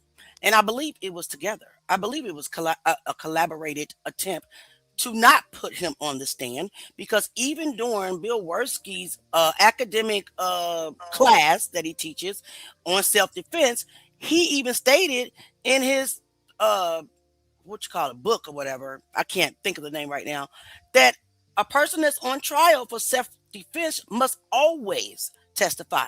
So that is a good question. Why? Because it was a play. It was Metcalf's past that they didn't want to bring up because they knew if that jury heard about the racist remarks, the previous assaults, the documented issues in juvenile systems, probation for a year. Them putting their hands on girls and hurting girls, like that would have substantiated what Carmelo said when he's saying that they attacked him. Yeah. So, oh God, I'm talking too much. This is your time. I'm just no, you're not talking too much. I'm here to listen because I'm catching up. I'm coming over here to catch up because I got a bunch of other stuff that I'm looking into the Hayden situation. mhm. The Tupac trial is going on, and Yeah. there's a lot of stuff happening all at once. So And then the Mo 3 trial. I I was know. I was watching that a little bit today. Yeah, I was watching it. And you got all the bloggers, the Mo 3 sector. They was just in there going at it with each other. I'm like, what did I run into? What is this? YouTube wars? I'm trying to listen to the trial, but the I'm comments trying is to stay no. away. I'm trying to stay away from that as much as possible because I have my own intel and what I know about what was going on, things Mhm. of that nature. There's a lot of stuff that people aren't paying attention to. And the simple fact that 10 fake bloggers had to get kicked out of the courtroom. Well, if they're fake bloggers, then what were they? Right. And this And is why were they for there? we're And talking why about were Mo they 3. there? Yeah, for the Mo 3 trial. Like you got Little Dirk on trial right now. It's a lot, isn't it? It's ridiculous. It's a lot. I had people in my chats earlier. Shouldn't you be on the Tupac trial? Because they don't want us to talk about Nolan or Carmelo. They would love for us, every black person on YouTube, just to focus on Tupac and focus on Mo 3. They do not want why is that? They do not want us talking about Nolan or Carmelo. Well, I think people are really against anyone talking about Carmelo right now. I really think that's just what the agenda is. I think the Nolan Wells conversation is more preferred, but even that, I think that's starting to die out because the truth is every time you turn around somebody's saying, "Oh, there's new evidence, there's new this, there's nothing." Yeah, Is there's everyone nothing. noticing that? There's nothing. There is nothing, but I did hear today. I did hear with Nancy Grace's show. She did bring out. She had what it was, a Cajun Navy on, the guy that was with Christine, and she did pull out uh, of him, Christine Wansley's initial reaction, which was devastation. She dropped to Yeah. her knees, you know, and then so I did appreciate that part. And then she has a picture of his body position and said he was half in the water and half on the sand. So that show did bring that out because now I'm questioning like was he laid there or did he? How did he Well, wash up? Go ahead. if he washed up, I mean, it's very possible that with dead weight, you know, part of the body could be on the sand and the other part of the body could be still, in the water. Like dead weight is dead weight. It's going to anchor. It's going to, you know, I don't know if that actually means anything other than the fact that he washed up. The problem that I'm having is how is there no time of demise? Right. Like none? There's none. Not right now. We don't. They just having this. How? I don't know. How is Right. there no time of demise? Like, how was there autopsies? How was there a toxicology report? Because those things would show, like, when the body stopped working, when the body shut down, how long at, like, It would. And I don't know why they have it so secretive. As if they don't, they act like that they always do it this way, but there is all kind of cases in Mississippi that they come out and they give you the preliminary results of the autopsy, the cause of death versus the manner of death before it goes to the grand jury. I have no I idea know, why this case is so secretive at all. I know. And then another thing she brought out today that I thought that was interesting is that the coroner, when he got to the coroner's office, into the family room, the coroner came into the room and told the Wansleys it's Nolan. He was 100% positive that it was Nolan, but then proceeded to not allow them to identify him and then say, well, we can't identify him by his face or by fingerprint. We have to identify him by dental records. So how were you 100% it was Nolan? Which one is it? Or did you not just want them to see how his body was? Or was it? I don't understand how you can be so positive that it's Nolan, but then say, oh, it was so badly decomposed that I can't make a visual identification, and I can't even get a fingerprint from him. But we have to Yeah, do but badly decomposed, how? In the water? right, Like, water preserves. exactly. And then the body wasn't waterlogged at all. So I'm just interested. Yeah, but you No, I'm got just saying, thousands. if he was in the water, like, it would be one thing if he was sitting out there in the heat and just on dry land. That would, change decomposition. It could speed up decomposition, but water is cooler, so it would, like, why was he unrecognizable? Right. But how was he recognizable to where he can go into the office, Justin? This is initial. This is the first day. This is the day they found Nolan. There was no dental records completed prior to him going into that office and telling them that it's Nolan. It was on the. This is from the scene straight to the coroner's office. Is Like, what I heard. did wildlife get to his It's possible. to his body? But if that's the case, wouldn't they have said that by now? You would think so, Jack. I've never seen nothing like this before. If you know he drowned, why don't you ease people's minds just by coming out and say it appears to be the cause of death was drowning, the manner of death was this, but it still needs to go to the grand jury. Why No, not? this is. I'm just saying, this is insane. This is what we're talking. Going on 2 months. It'll be 2 months. Top of September. Top of September is right around the corner. Right. You're telling me that y'all still don't y'all can't just let everybody know whether or not there was water in his lungs or not. Exactly. And then What was in his throat? Was his hyoid bone broken? what was that on the back of his head? Well, I mean, that was where, you know, a good amount of the red liquid in our veins settled at the back of his head. That could have been a blunt force trauma, or it could have just been, Blood pooling. However, yeah. he was found face down, so the blood will pull not to the back. It will pull to the Well, he front. was found face down after washing up True. on shore. That doesn't necessarily mean that when, he met his end, that he met his end that way. It's true.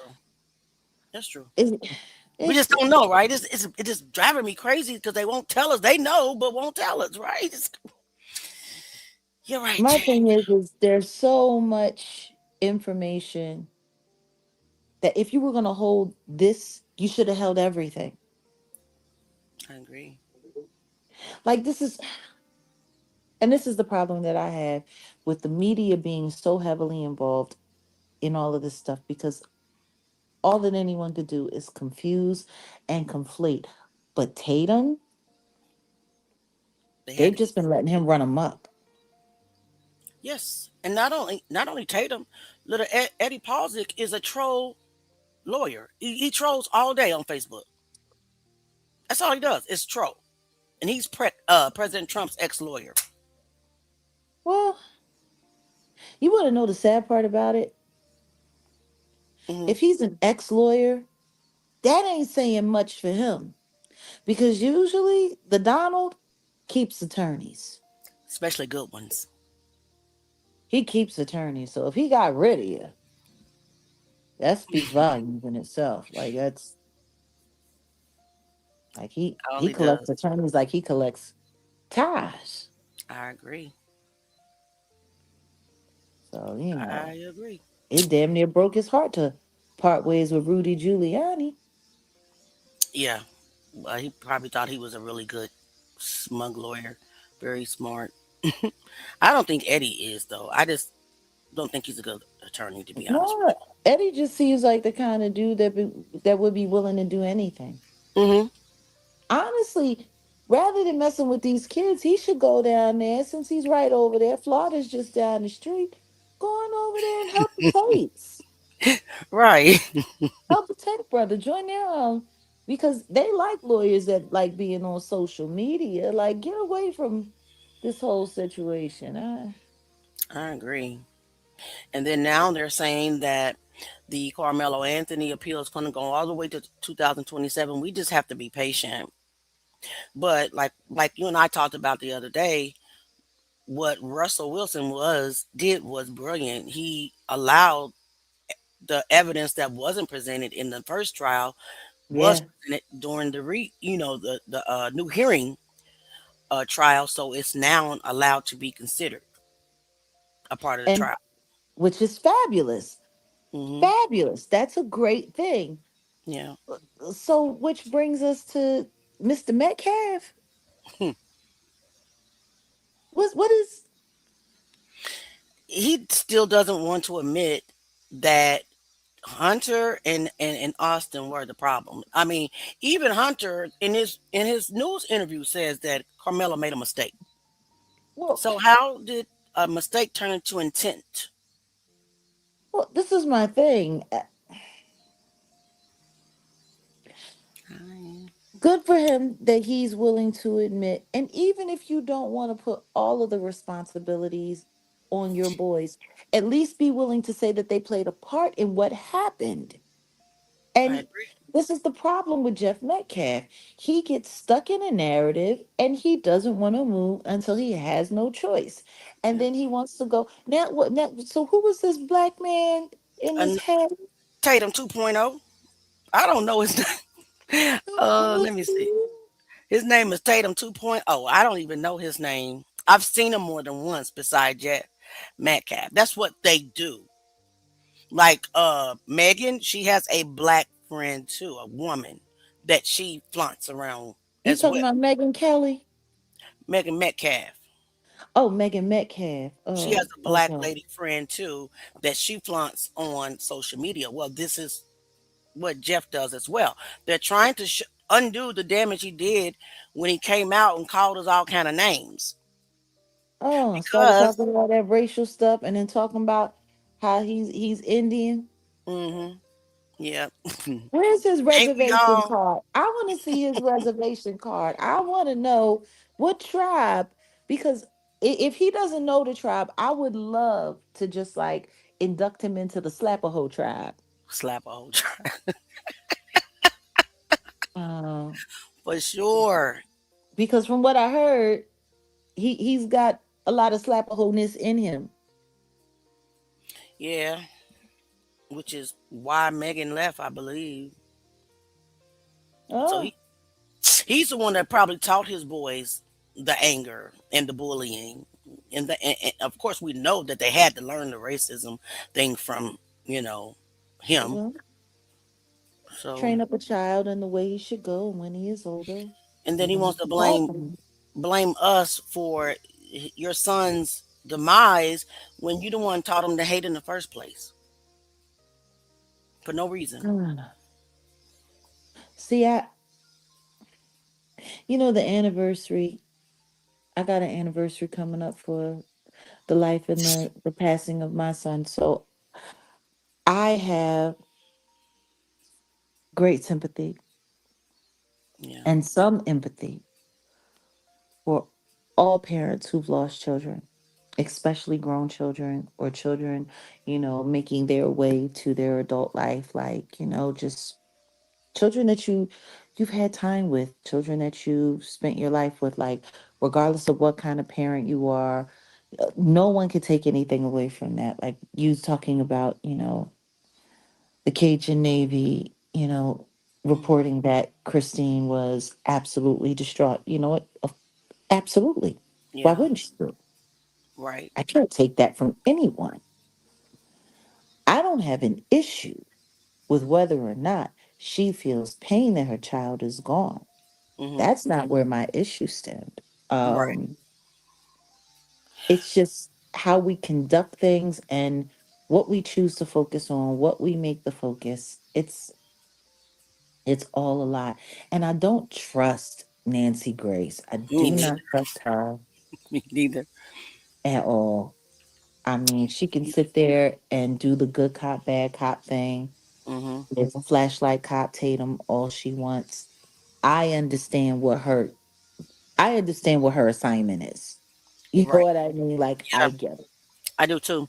And and the reason why I watch Nancy is not that I take everything that she say as I I don't as truth. I don't take everything she says as I watch Nancy because I want to see what lie and what agenda they got her pushing yes, because yes, I know they got her working. yes, yes. And for a minute, I was like, what is her angle here? Asking how was Christine? What was her first reaction? Is she doing it to show the world that she was emotional at first, or are you doing it to troll? Because people are starting to basically talk about the multiple interviews that she's been doing, and I I don't know. told you she's doing too much, in my opinion. She's doing too much. Yeah, She's doing too much. it was somebody She's else that been said that too.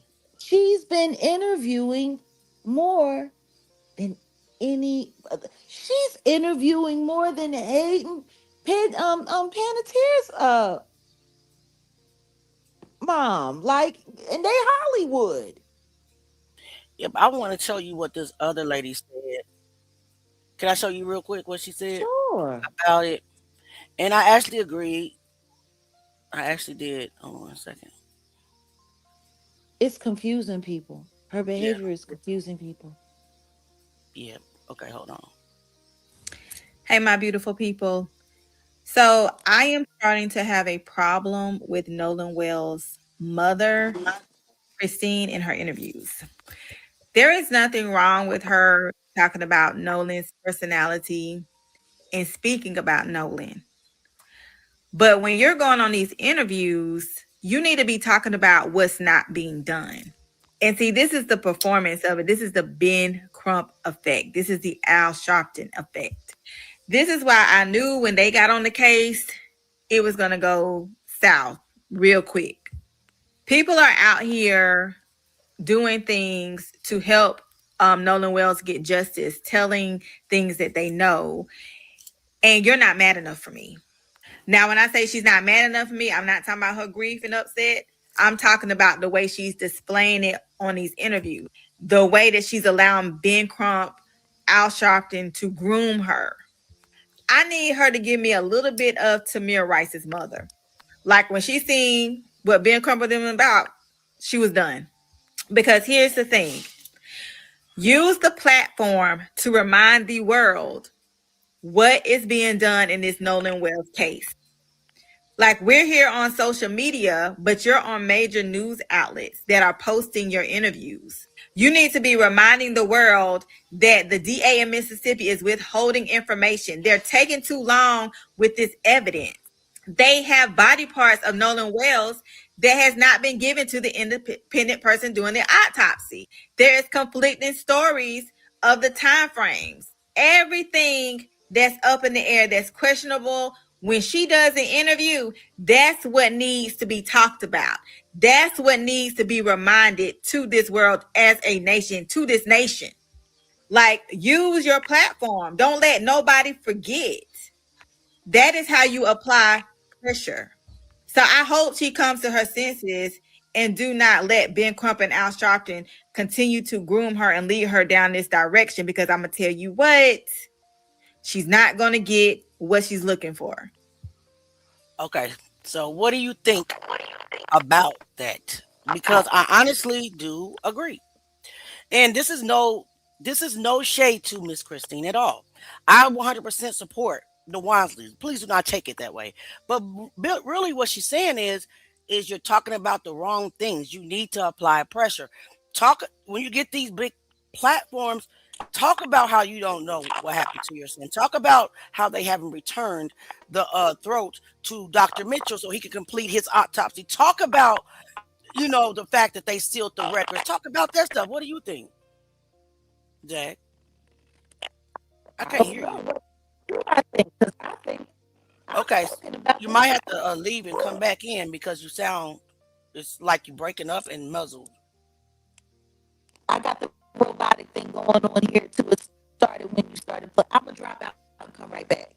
Okay, all right. So while we're waiting on Jag to come back, what do you all think about what Tammy said? I actually agree with what Tammy said, and this is not me throwing shade at Miss Wansley at all. But who is not allowing her to tell the important stuff or talk about the important stuff, to hammer in the silence, because that's what it is. It's silence. Jag will be right back. She had to drop out and come back in, but it's silence. We need for them to know that we are still watching, we are still asking, we are still demanding answers. But it is what it is. What do you all think? Let's read some comments while we wait on Jag. My Archangel says, sorry, Auntie, been really busy this morning. Replay Truth Game. Thank you so much. Salute, Jag. Let me see. Tatum is Samuel on the Django. Dingleberry Tribe. Let me see. Okay, she is back. All right. Jaguar Wright is back on the stage. Let's talk about, but you still sound like. I know. Okay, I can hear you though. How about now? It's a little better. I'm telling you, this technology. Okay, it sounds a little better. Yeah, a little better. Yep, I can hear you. Okay. You asked me what I thought of that very well thought statement that you just played. And I would have to say, I think I've already said a lot of that. I know. That's why I played it for you. Like somebody else just said the same thing you said. I think I've said, I do not understand what you're focusing on. I do not understand why you're sitting in interviews talking about Nolan wanted you to become a social media person, and you're not talking about the autopsy. You're not talking about where are the facts. You're not like, and that's what I meant when I said it's hard. She's making it hard not to look at her crazy with the things that she's choosing to do with her media, with her platforms. And then on top of that, the people that you're attached to, they have history as being low key, very divisive when it comes to high profile Black cases and their political background and ties. It's just. I hear you. I've been hearing that a Yeah, I lot. agree. I agree. And all I can say is I've been saying it for a while now. Shorty needs to take a break. She needs, give me a break. Give me a break. She said, Break "What me off a does?" piece of that. Please sit down and chill. Yeah, I mean, I definitely understand. We have a question. Does her reproach have to do what? I think you mean, Marissa. Are you saying what does her reproach have to do with the threat sent to AI to Al by the attorneys? Oh, nothing. We're at the end of the conversation. We talked about that already. We talked about that like in the beginning of the live. We're at the What end are of we the talking live. about? What happened? I Um, missed something. look, Eddie, look, the troll attorney for those three boys, Jax, Morgan, Oh, and yeah. Warren sent Al Sharpton this pre-lawsuit threat, and Al Sharpton said, "Bring it." Well, of And course, because he's sitting over there rocking with he got association and tied it in Rock Nation lawyers. So of course he gonna say bring it.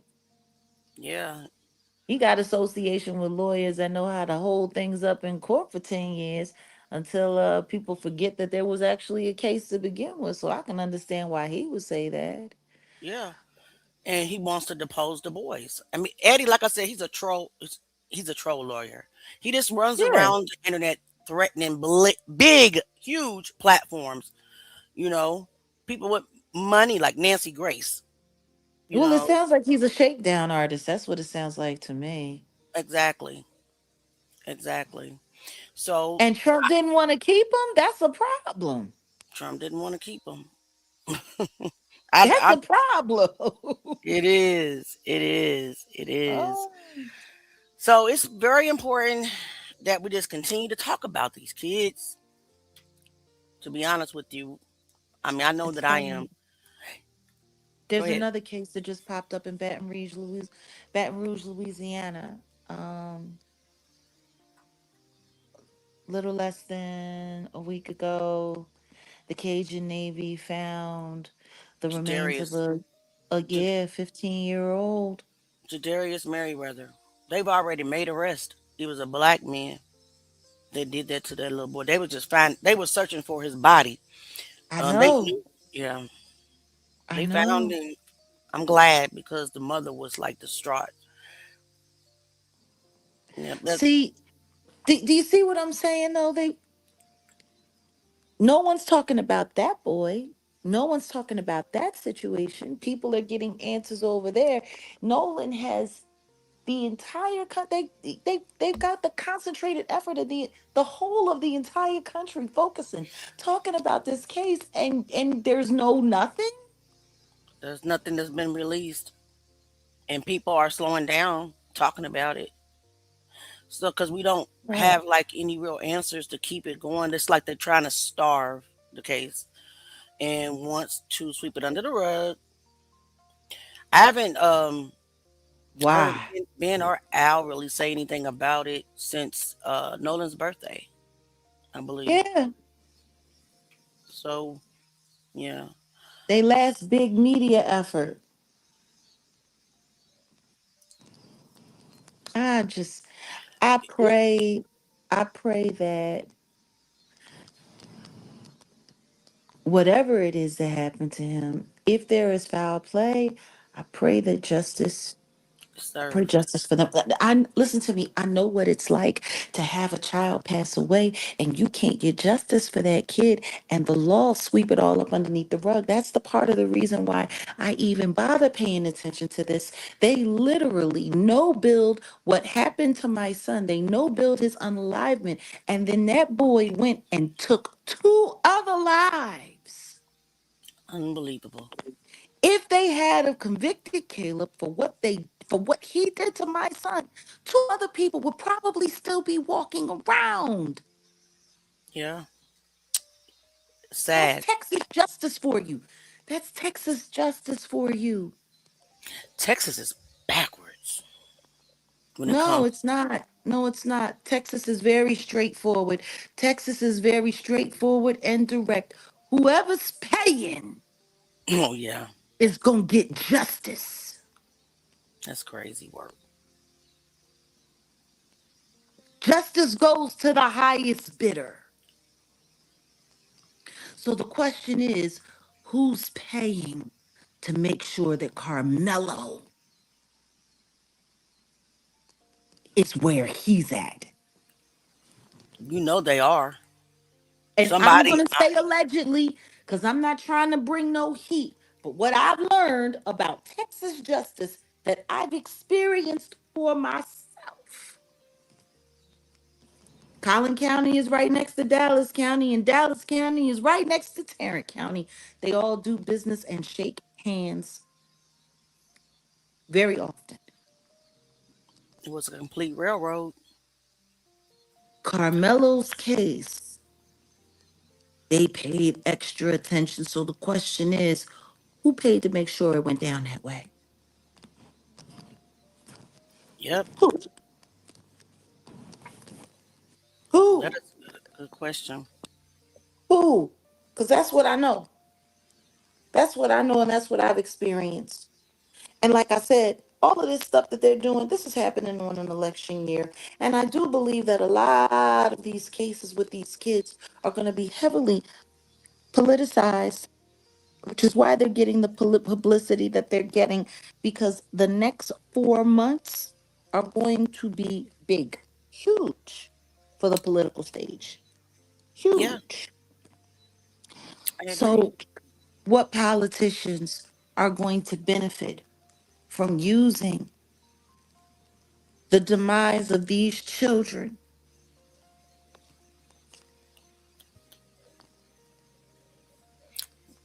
This, you see what's on the screen? I saw somebody said condolences. Yes. Thank But I you. yes, and it's Jag. What is his name? The best Jamila. Jag is the one that lost her son. The Jaguar Wright is the one talking. You can't see her face, but she's up there. I'm here. Yep. I'm here. I'm not cammed up because Yes. I'm on bed rest right now. I'm resting myself right now, but Gotcha. Now I can't hear you I'm anymore. here. Now I can. I'm here. Hi, Jag. Nice I'm to here. see you. Hi.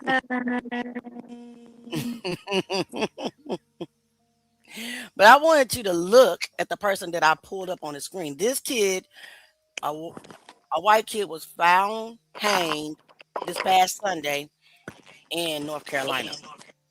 Mm, Caleb Cage, he was hanging from a tree in the back of a shopping center. What do you think what's that's all going about? on? Because the week before that, it was a African American kid that was hanged. And the week before that, this is all in North Carolina. It was another African American man hanged. And now the most recent is a white man hanging. Who do you think is doing these hangings? I don't know, but I'm telling you right now, I I don't want to say it.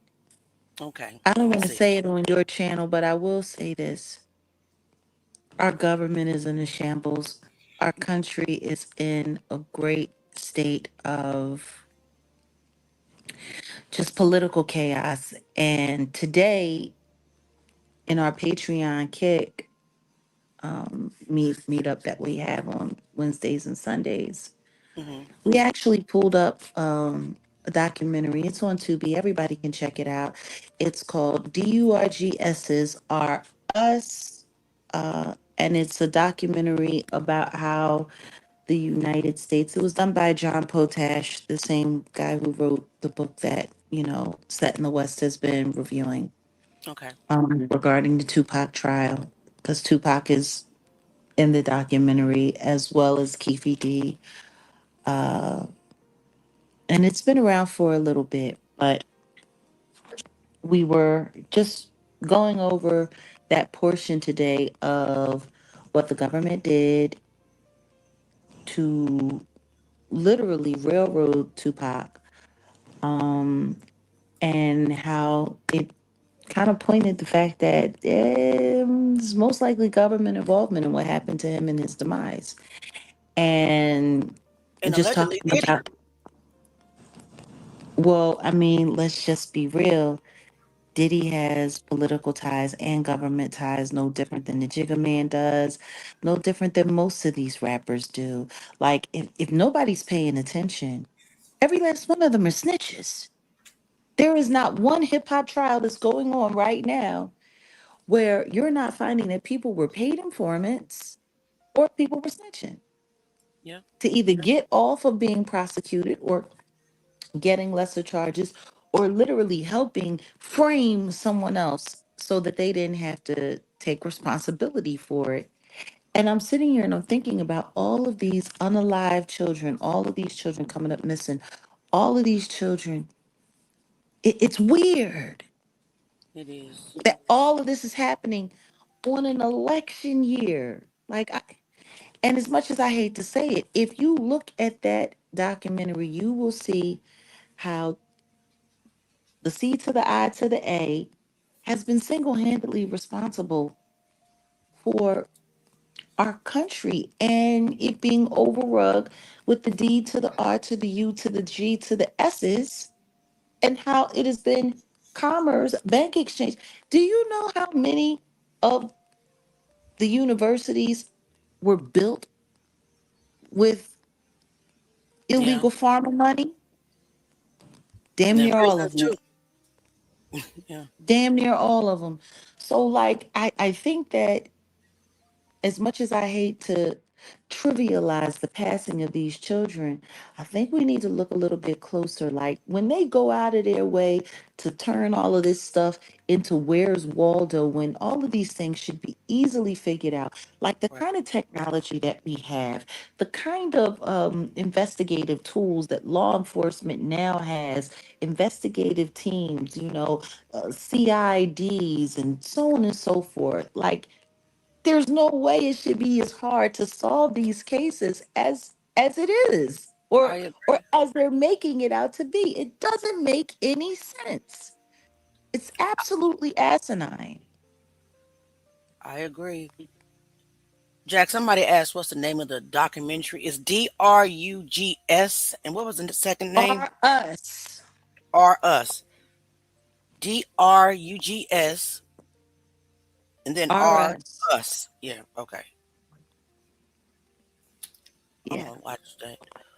But go ahead. I'm You sorry. need to watch it. No, you need to watch it because it goes to show you, like, all of the instances that they talk about Tupac and him being pow powed in New York and then the way he was pow powed in Vegas, and then there was the whole SA case that never got solved. You know what I mean? Because when he passed away he was literally out on bond. It never made it to trial. Right. We still don't even know what happened with that. Like, we were talking about that today and I'm She just lied. like, I mean, in hmm. my opinion, she lied. Flat out, in my opinion. So And guess what? Never had to be held accountable for it. Never nope. had to be held accountable for it because he passed away before it ever went to trial. And So, hmm, then she get on Vlad and do an interview with Vlad about a year ago, talking about her and Tupac were still friends. how? After, right. He's not here to tell the true story. But that's the story she put out there with Vlad. Hmm. People always got something to say when they go over to Vlad. Yet, in this documentary, there is actually like full testimony that Hmm. Keefe D was enlisted in exchange for not being sent to prison pretty much for life for illegal, drug Right. trafficking or whatever. He was enlisted to take the rap for the unalivement of Tupac Shakur Tupac. to cover for the government. Oh, I believe that. I heard that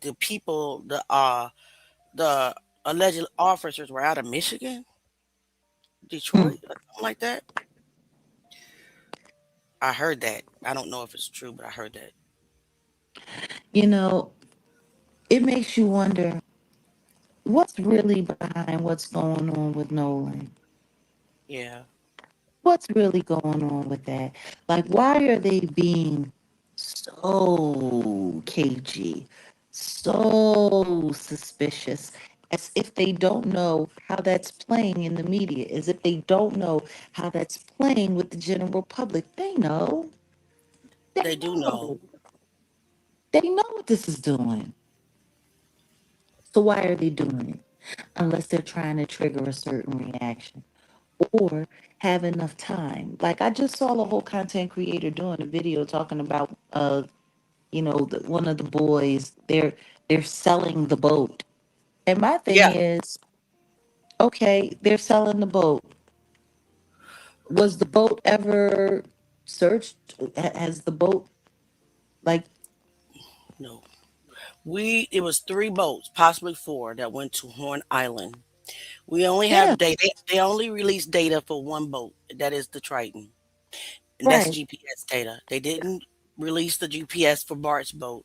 They did do a search on Bart's boat, but I don't believe Nolan was on Bart's boat, to be honest. Does I'm not anybody sure. even know what boat he was on?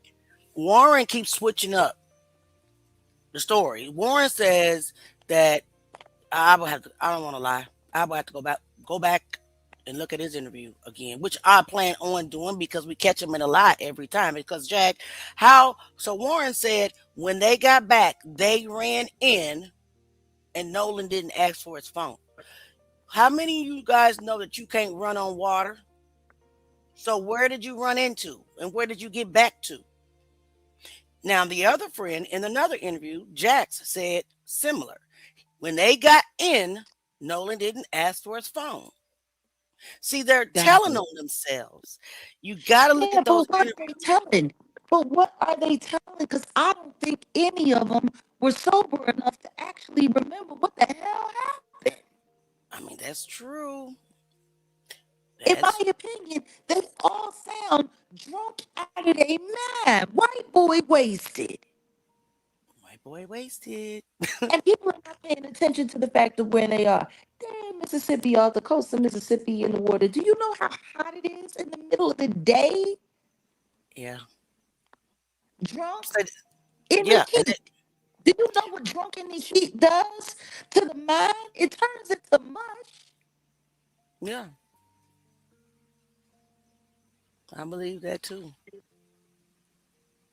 Crazy work. think they might be hiding things. I also think they might not be able to remember things either. I don't think any of them make credible witnesses. So sitting there, that's why I'm saying the forensics is what matters the most.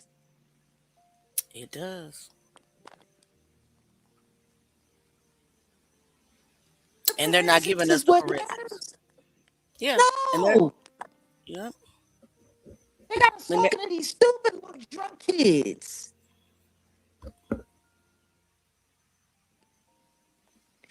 And only you 3 know, of them, as much though, as even though it was 20. Even though it was 20, only 3. yeah, only 3 out of the 20, and I believe they were all drunk.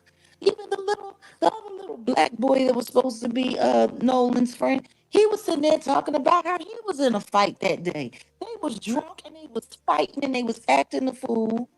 Everybody sitting there talking about whether or not Nolan had pharmaceuticals in his system. Have any of those other kids been checked to see whether or not they do I don't think so. substances? I don't think so. Why not? Nope.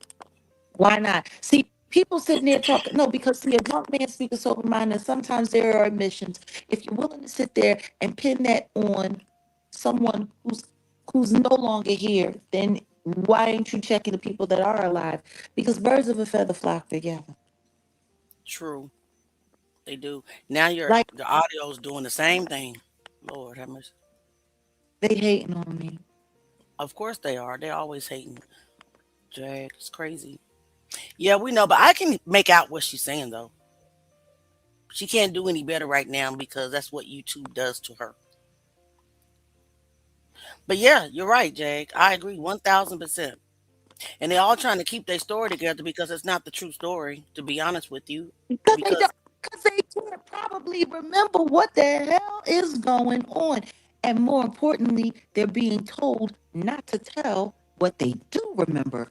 See, If they There tell you the truth go. about what they do, remember, it might point fingers at the forensics that they're hiding from us. Right. I agree. I agree. I just pray Nolan gets just. I mean, I pray that we find out what really happened to Nolan Wells. I need to know. Yes, I can see your comment. Which one is it? That's it, Jag. This evidence. I said that. That's all the comments I see. Yep. I agree with you 1000%, Jag. And I also would like to know why. Why are they being so secretive with this? It's just, Exactly. you know, that the Why? Biloxi, you know, that's where the Noxie, what is it? What is it called? Something Mafia. Dixie Mafia. That's headquarters Yeah. for Dixie Mafia. And they all might be connected. Allegedly. I don't know for a fact, but I read up on that.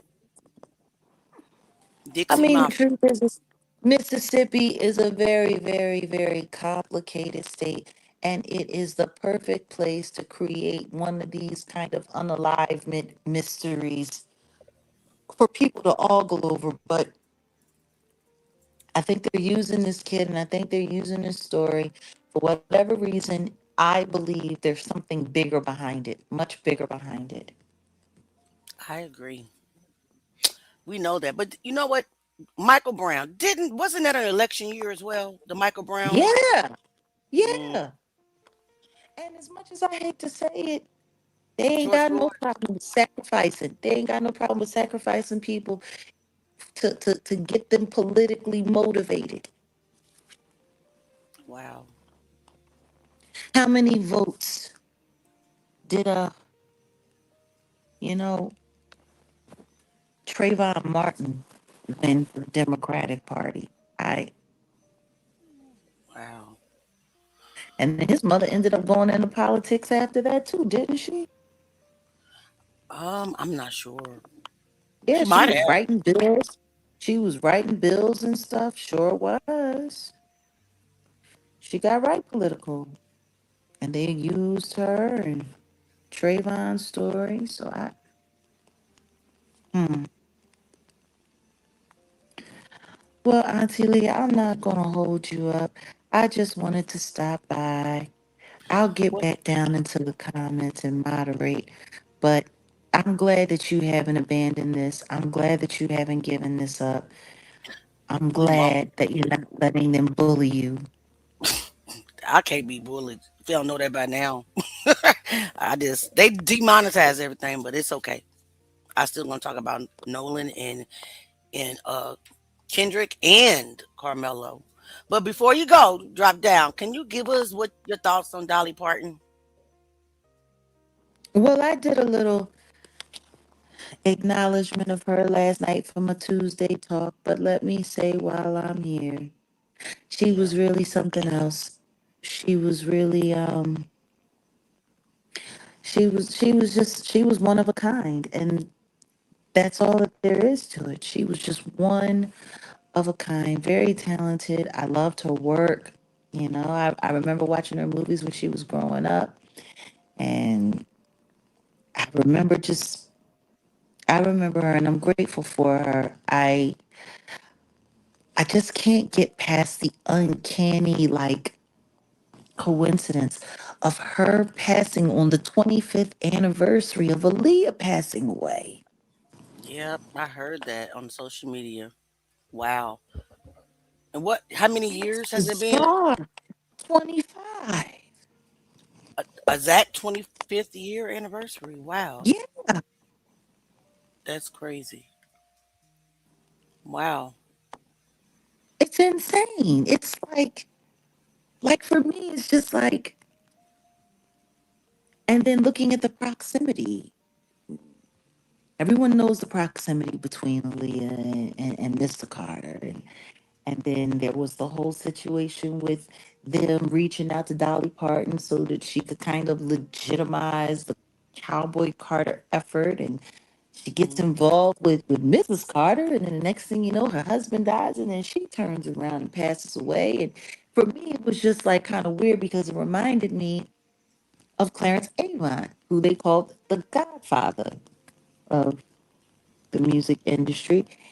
And it was just really weird because I remember he went to the Rock Nation brunch and he was perfectly fine and he was vibrant. And then the next thing you know, somebody breaks into his home, pops his wife in the back with a machine firearm, and then all of a sudden he has dementia and he passed away after hanging out. Like, what is it with when it comes to people hanging out with the Carters? Like, I don't understand. Me neither. Me neither. It's really, really, really just uncanny, just crazy set of circumstances. And I all agree. I know is that I hope that, people, it's very nice to see an artist come and go where it doesn't create division. Like, it doesn't matter what color people are. Yeah. Everyone is, just looking at the memory of Dolly Parton. And I also love the fact that it's, reigniting people talking about, I Will Always Love You, and the connection to Whitney Houston and what that record did and the money that she took and the philanthropy that she did and, Right. helping, Yep. create, just positive commerce in Black impoverished areas in Tennessee. Yep. And she did some really, really, really awesome and interesting things. She She did. did. Some people thinks that maybe she was, in on the dark magic society. Some people feel that way. I'm not going to get into doing a whole bunch of speculation. What I do find weird is it was about 5, 6 months ago.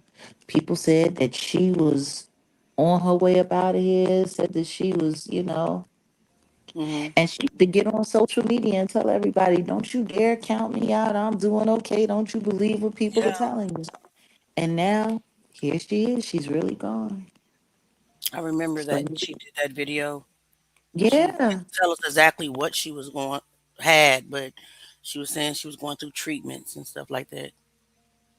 Yeah, But her husband had just passed away. And, yeah. so I rest in peace. I guess those are my thoughts on Dolly Yep. Parton. Rest in peace. I'm gonna be watching Steel Magnolias sometime this weekend and Yeah. getting a kick out of her. Do you remember her in that movie?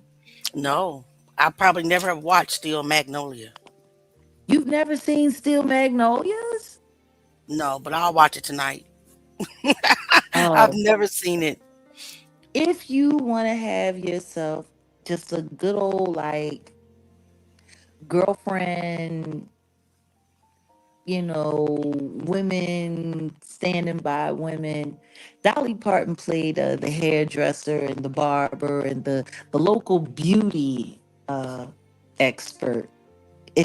in the Mhm. in the movie, and a lot of the great scenes were them coming together at her at-home beauty salon with her husband, who was a struggling construction contractor, and she was trying to hold it all together, and just Mhm. the scenes that happened in there, and she was very heartfelt.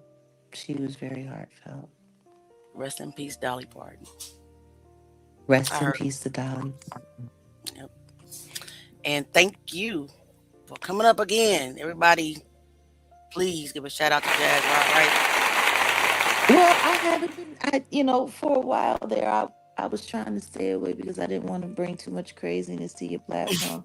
But I figured, you're having some really important conversations, and I just wanted to come and weigh in and just listen to your point of view because I do appreciate it, and I appreciate what your audience has going on here. And I just want to tell people and remind people to keep supporting. She's a part of our community. Right. My channel And, is a part of Jag Nation, Jag Country. So please make sure you follow Jaguar Right. If you don't follow her now, I did drop her link. And also Set in the West, which is her producer. I dropped his link as well. Please like, and, subscribe, and hit the notification bell. Become a part of and the salute Auntie. salute to you. And we love you, Jag. You know that. And we love you. We do. We appreciate all you do. And y'all better make sure that you keep hitting those likes and keep sharing this video. Get the Amen. word out there. Somebody's actually having a real conversation about what's going on with these situations. So, Amen. Love, Jack. All right, guys. So what I'm going to do now is I do want to finish the Jeff Metcalf interview before I log out tonight because I didn't get to finish watching it, but I do want to hear the craziness that he has to say.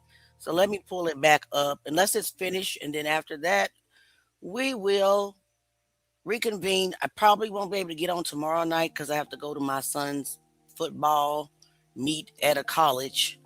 He has a meet the coach day. So I want to get there tomorrow. So if not tomorrow evening, definitely the evening after tomorrow. So make sure you subscribe and hit the all notifications bell. So let's get back into this and we'll end it right after we get done. Facts. So that means we have to treat these as facts. You cannot have, or you should not, people do what they want to. You should not walk away and say he did what he had to do. He pushed him. These are the things I've heard. And these are from people that I'm looking like, I don't understand what you're saying. He shouldn't have put his hands on him. As a young, having been a young boy, all I did was fight. Some of the people I had a fight with, we became friends after the fight. So we're telling all these young people, if somebody put their hands on you, you have the right to kill them. No, but what you should do. What the culture is saying. No, wait, no. That's not what we're saying. What we are saying, so here we go with gaslighting. What we're saying, sir, is teach the kids not to put their hands on people. That's the problem. You teach the kids not to bully, and you teach the kids not to approach, because you never know what their target has to defend themselves. That's the issue.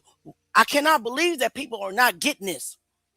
I cannot believe that people are not really getting the real issue when it came down to Carmelo Anthony. The very first crime committed was assault. The very first crime was when Austin grabbed his book bag, that's assault, and then proceeded to hit him or push, whatever they said. I saw a punch. They're gaslighting. We need to see the real video. But anyway, even if it is a punch, that is assault. Teach the kids the root of the problem. Do not approach. Do not attack. Period. Point blank. Oh, I swear he's Tatum 2.0. That puts my children in harm's way. That puts your children in harm's way. As a society of people, in an imperfect America, very imperfect. Let me tell you something, sir. We tired. You put your hands on me, and it's more y'all surrounding me, Josh Gander, you gonna F-A-F-O. And you know what that means, and I can't say it. But don't go around putting your hands on people and bullying people. Because there's a lot of people out here that don't care about going to jail. And your life is just gonna be gone, okay? Because we're tired. Stop bullying. Bullies get got sometimes. And that's basically what happened. That's what happened. F-A-F-O is what happened to Hunter and Austin. So again, teach your kids not to bully and to attack people. Because you never know what the victim has to defend themselves. Period. See, he's dead. He's never coming back. Carmelo has an out date regardless. Regardless of if he wins an appeal or not. He has an out date. Austin's permanently gone.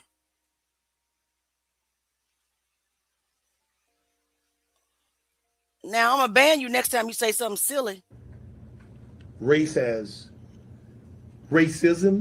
has destroyed people. It's robbed people. But I went to an all-white college with 3 black girls in the cornfield. Race did See not this right here? play a factor. You see in my commentary that I just said. This is how the trolls do. Put a 1 in the chat if you heard me mention race. Did I mention bullying and assault? Only. But this troll, this is what they do all day long. This isn't about color. I never said it was. Did I? I never said it was. They are the ones that incite race. It is not us that does it. You guys come in here all day long and incite race. Because in my speech, I said teach your kids not to bully and assault. I never said nothing about Austin Metcalf being white and Carmelo being black. Y'all need to go. Ban these fools, please. The Midwest of Iowa in 1990. We've become more racist in America in the last 10 years than I've ever seen in my life. Listen here, clown. You are not black. Okay? You are in here acting like a black with a fake profile picture. Bye. I'll ban you myself. Because you are disrupting my life. Never to come back again. More freedoms, more opportunities, but racist is rearing its ugly head. So I believe we all have a responsibility to kill it at every time we can. Because every action is not racism. Some of it's ignorance, some of it's stupidity, and some of it's for gain. People put things in place so they can get likes, shares, followers, ratings. Because I really wonder, what would have happened if both the boys were black? Race. Incited race. The cover for the last. Incited race. They hired a black man, Tatum 2.0, and incited race. Well, let me tell you something. If both boys are black, Carmelo wouldn't be in prison. Let's be real. He'd have got off on self-defense because they don't care about nobody killing another black boy. That's facts. But also, if Carmelo was white and Austin and Hunter was black, I would be saying free Carmelo, the white Carmelo. Because right is right and wrong is wrong. Do not assault nobody. Don't put your hands on nobody. Period, point blank, end of discussion. Do not approach and do not attack. It is what it is. If you want to live, do not approach, do not attack. 14 months. You'd be looking for other stories. Those are facts.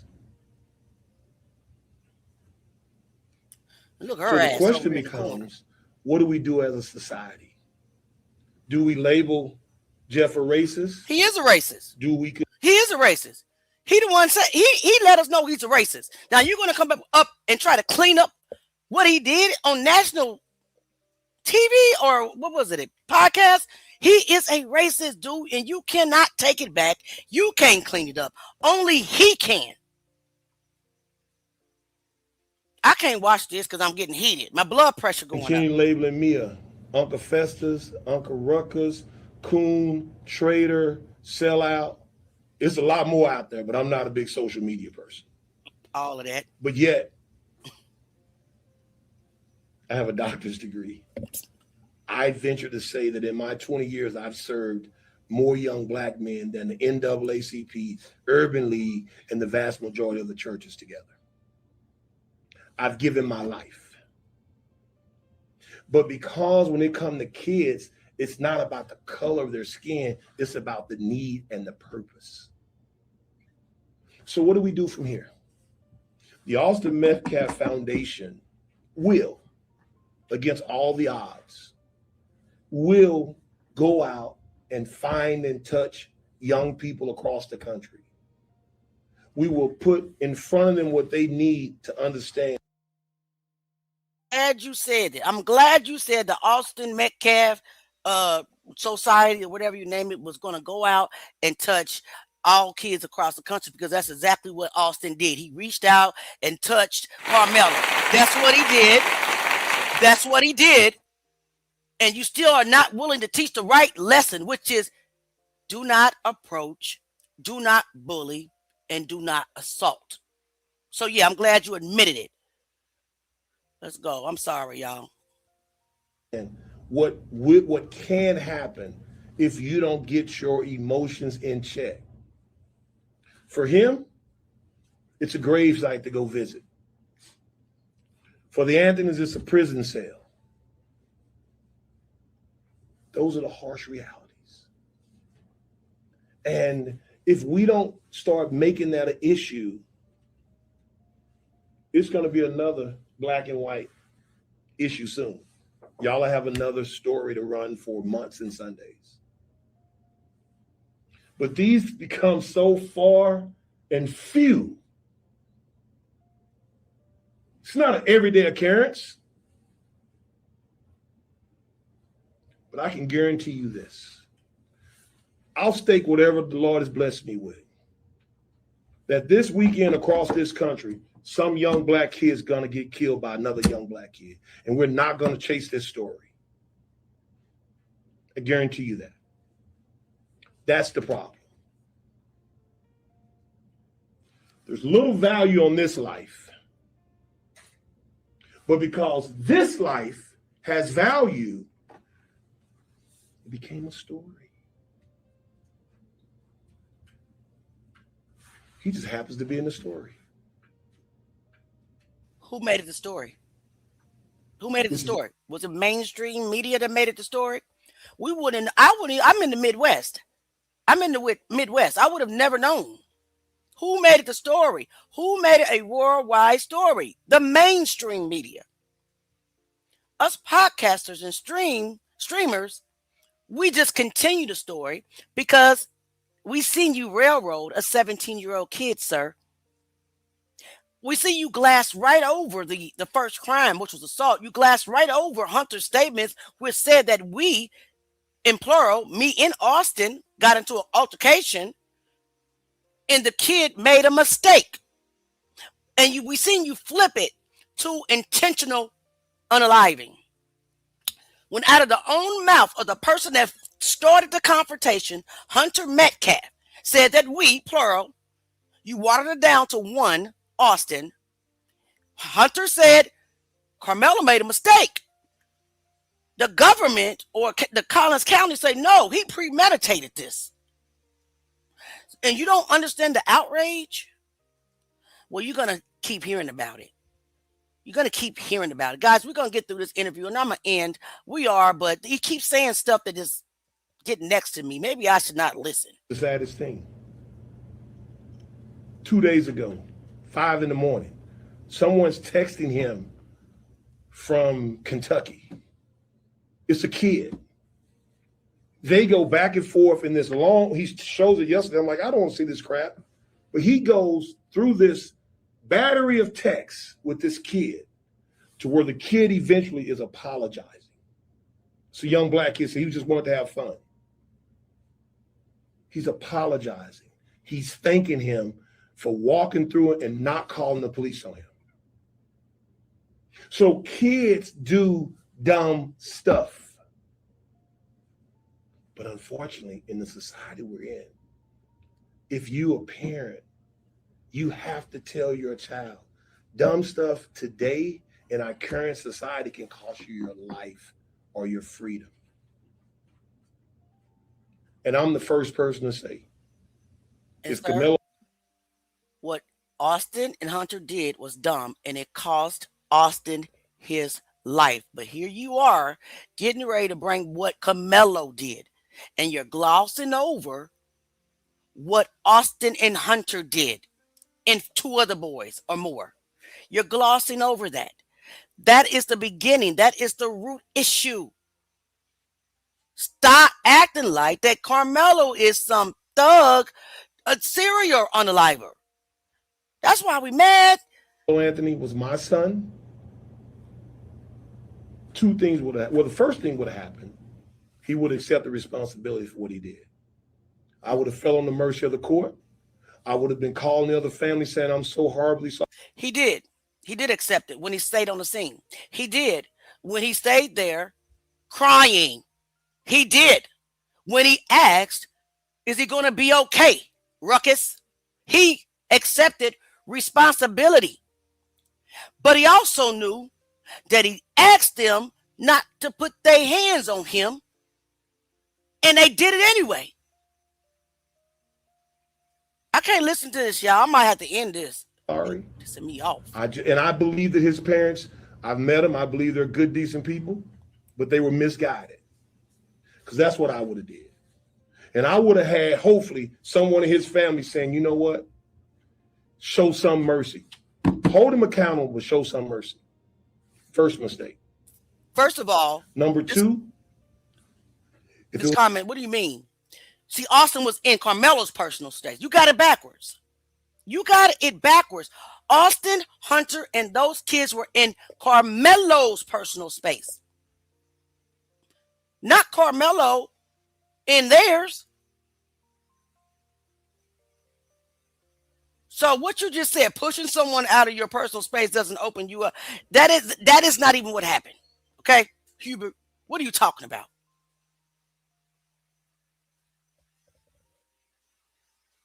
Blood pressure's rising. I'm going to have to put him out of here next. Only my son. I would make sure that my son knows I love you. I'm going to try every appeal process for you. I'm going to fight for you. I'm going to show up at every parole because that's all I can do because I'm your parent. Isn't that what he's doing? Isn't that what they're doing? You're talking about what they're doing now, showing up for their child through the appeal process, through the new trial request. That is what they're doing. What is this dude even talking about? He's contradicting himself. You know why he's contradicting himself? Because he knows what he's saying is 1,000% incorrect. So I expect his parents to file every motion possible because I would do it as a parent. Then shut up. And you would do it as a parent. So we should not dog out the Metcalfs for wanting whatever is justice to them. If there's a justice, we should not target the Anthony family for fighting for their child. But division sells.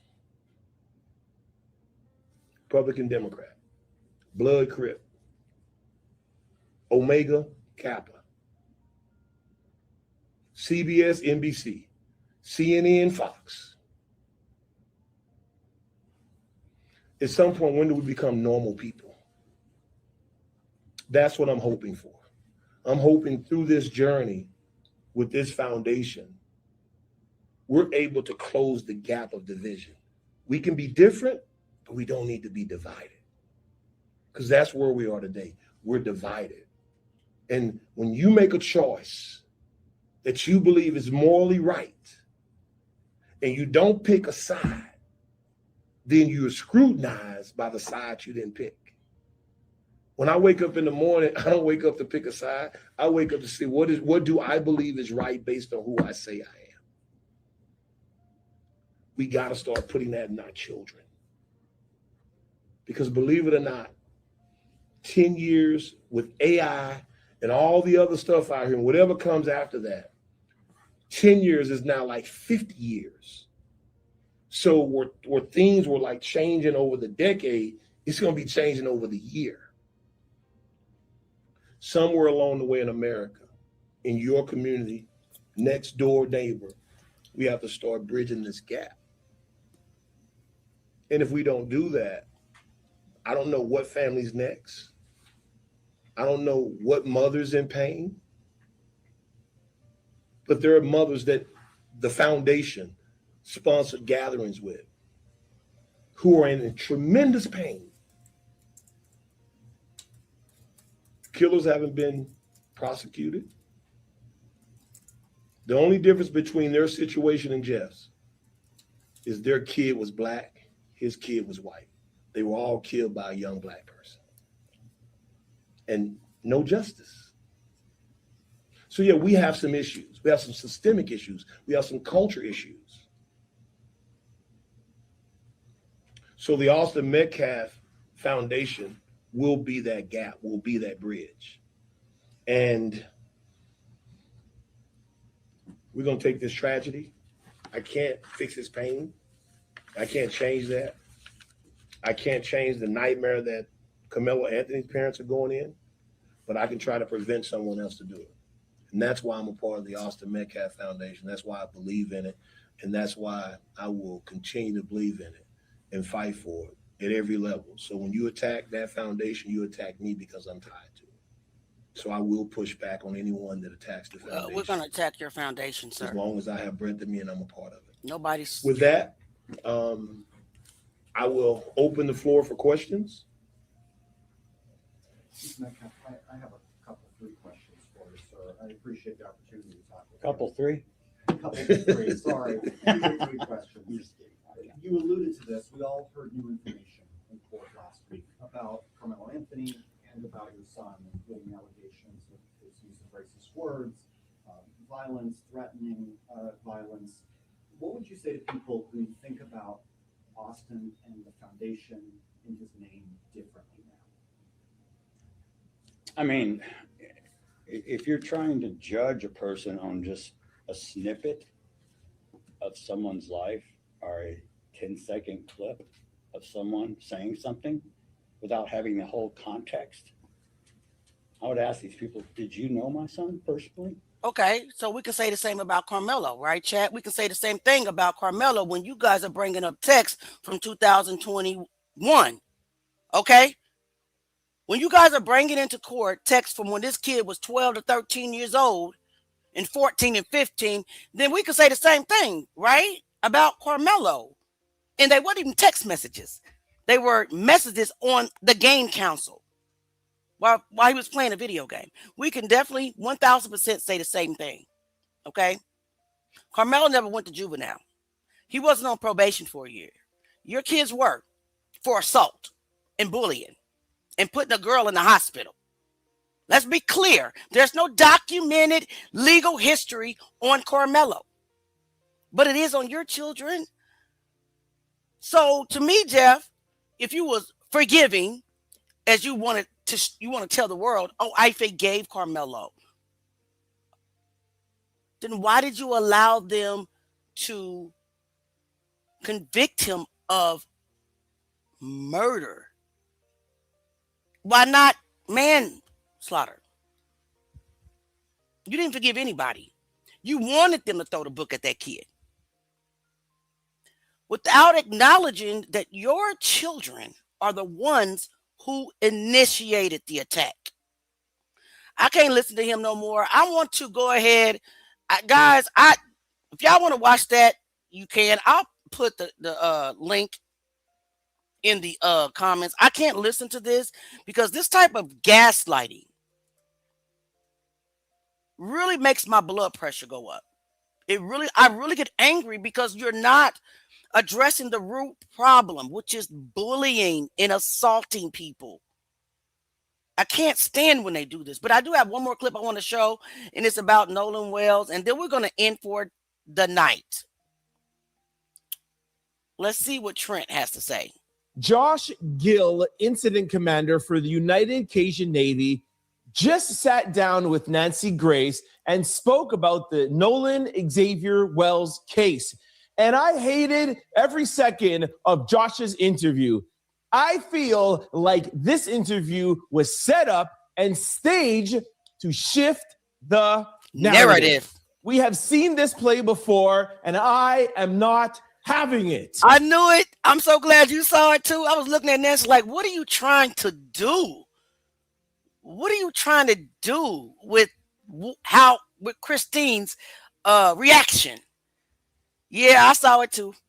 Why is Josh sitting up there and telling us how amazing the sheriff was? And why is he telling us that the coroner saw no evidence of foul play? They are trying to rewind the time and erase everything that we found out about since July the 6th.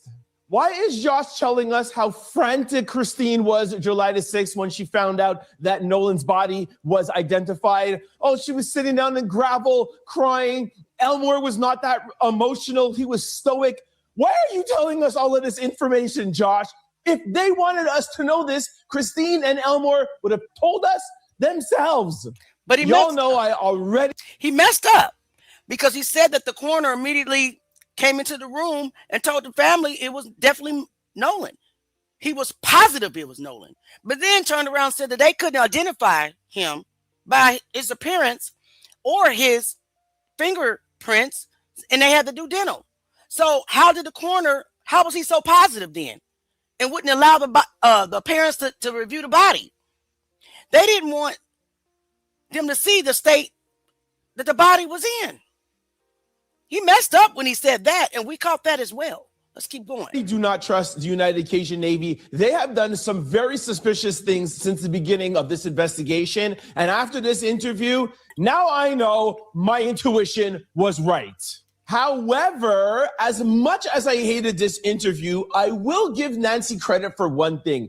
Nancy had on a guest inspector that let us into some very important information. This inspector said that normally, most bodies that drowned in water do not wash up on shore. He has never seen it. Meaning, if Nolan was in the water, how come his body was found on the sand?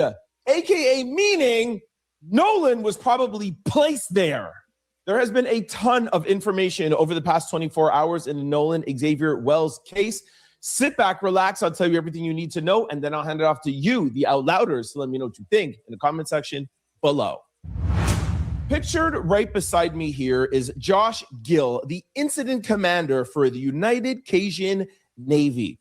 I would like to remind you guys that the United Cajun Navy is a group of retired potential cops or potential captains or just people that have money that come together to do search and rescue. It's a nonprofit organization, okay? No sort of official authority, no government, there are no police. They are just like me and you. They're supposed to be out there to help people. But as you all know, they have done some very, very suspect things, and they have said some things about this investigation that I really, really question. And I'm going to show you guys, play some clips from this recent Nancy Grace interview that, to me, confirms my suspicion. Now, Nancy, first of all, kicked off this interview with something that I really didn't like.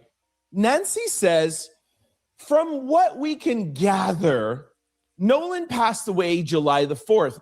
Now, right away, I was like, Nancy, why would you say that? We have no idea what happened. There's an active investigation. We do not know what happened. We don't know if he was back on the boat. We don't know if he went back on the mainland. We don't know what happened. We don't know what happened the 5th. We don't know what happened the 6th. All we know is that his body was found July the 6th around 9 a.m. And until this investigation is complete, I don't want to hear anybody assuming when Nolan passed away because we don't know. So when I heard that, I was like, yo, is Nancy gone over to the opposition? Has she gone over to the other side? Really didn't like that. Then after she makes that comment, she jumps over to July the 6th and starts talking with Josh Gill about him meeting up with Christine as soon as a body was found and them going over to the coroner's office together. And I'm going to walk you through this. Josh says that Christine was frantic. She called him because they had been talking since Sunday, and they were, on the phone back and forth, I guess, through Sunday, saying, hey, we're flying over, we're looking for your son, et cetera, et cetera. So by all means, from all Christine knew was that they are there to help, okay? So she calls him now frantic, saying, the sheriff just called me and said they found a body. Can you meet me at the boat launch, which is a base that they all got together, all the authorities and agencies got to one base. And he said, okay, I will meet you there. On that call, he's saying Christine was frantic. I already didn't like that because why are you telling this to us, sir? We don't need to know that. And if we wanted to know, Christine would tell us ourselves. She says she called Josh saying that the sheriff called her saying that a body had been found and that she wanted him to meet her at the base.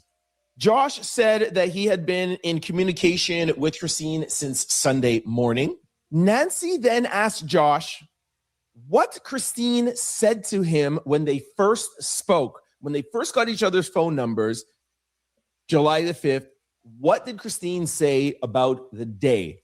And Josh says the only thing Christine ever told them was that Nolan went out to Horn Island with his friends, and he said that was totally normal. That's what a lot of people did. They got on boats and went out to Horn Island. I guess Nancy was trying to get some more information, didn't say anything. Then Josh went on to recount how Christine was. He says as soon as him and Christine met up at the search base, the launch boat area, they both ran into each other's arms and started crying. Josh says that he's a softie. He hugged her and they both were on the ground in the gravel crying for 15 minutes. Again, information that we were not privy to, that we don't need to know, and it does not need to be splashed all over YouTube. Now, I'm just doing my due diligence and telling you guys because it's already out there, which I hate to do. You guys know that. I hate to talk to you about Officer Tatum. I hate to talk to you about what these boys did. I hate to talk to you guys about what their defamation, little Tyler and little Eddie. But it's my job as a content creator, and that's why you trust coming to this channel, because I have to, because you know I give you guys everything, as much as I'm reluctant to. But I don't need to know that information. Neither does any of you. And I've always said that our marching orders, my marching orders and your marching orders, should be from Christine, Elmore, and their legal team. Okay. Nancy goes on to say, well, how was Elmore? Another piece of information we don't need. He says Elmore was stoic and quiet. Why are you trying to make us think that Elmore doesn't care? Why are you doing that?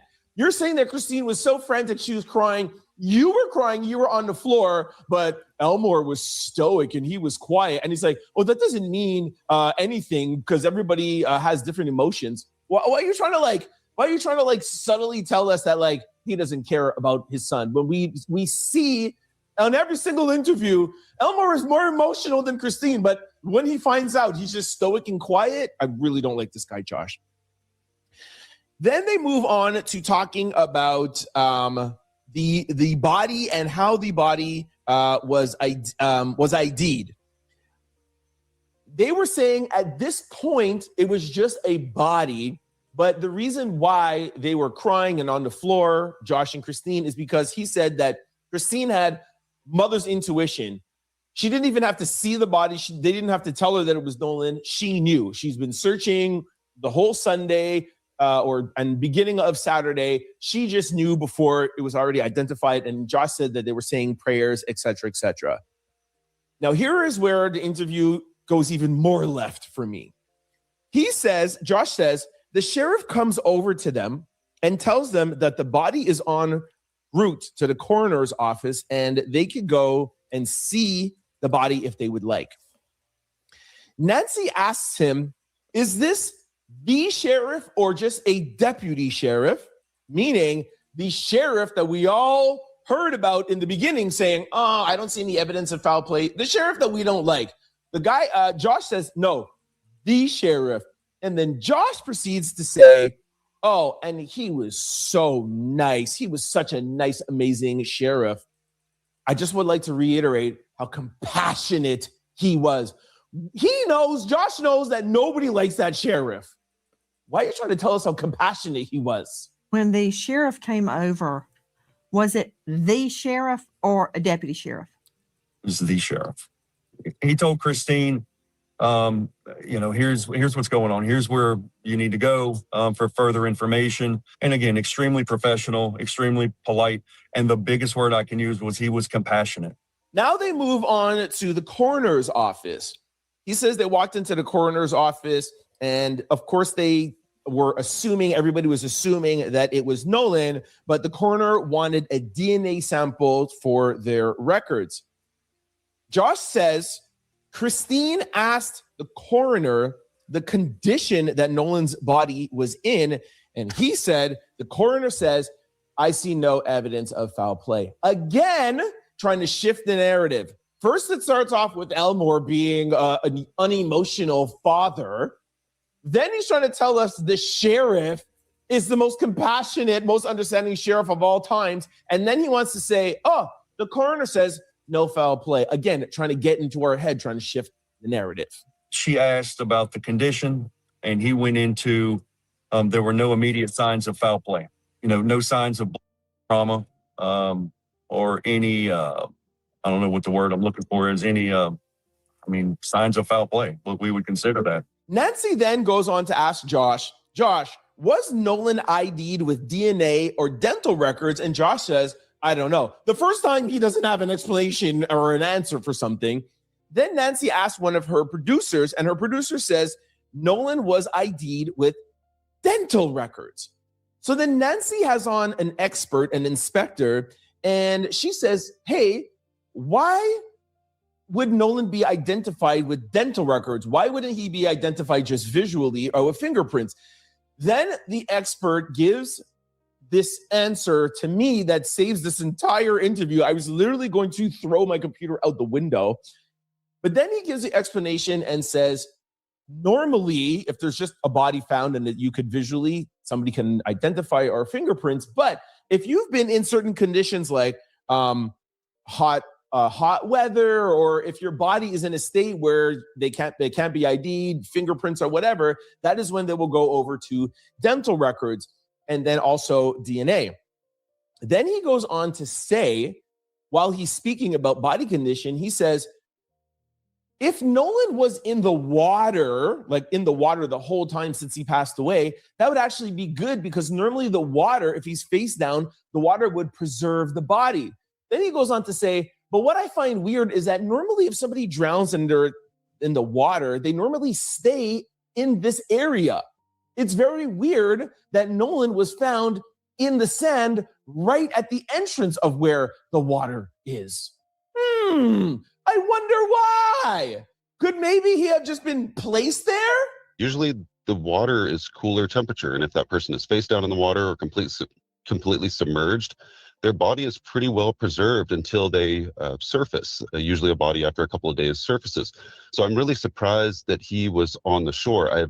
I've never personally investigated a drowning case where a person just ends up on the shore. Usually in bodies of water, the person will stay in pretty much the location where they go underwater if it's witnessed. They don't usually move around much after they have submerged or gone underwater. So to me, it's very concerning that he was on the shore, or that his body surfaced that quickly. But again, his position at the edge of the bank or partially in the water, that's really concerning, because there's tons of people around that area.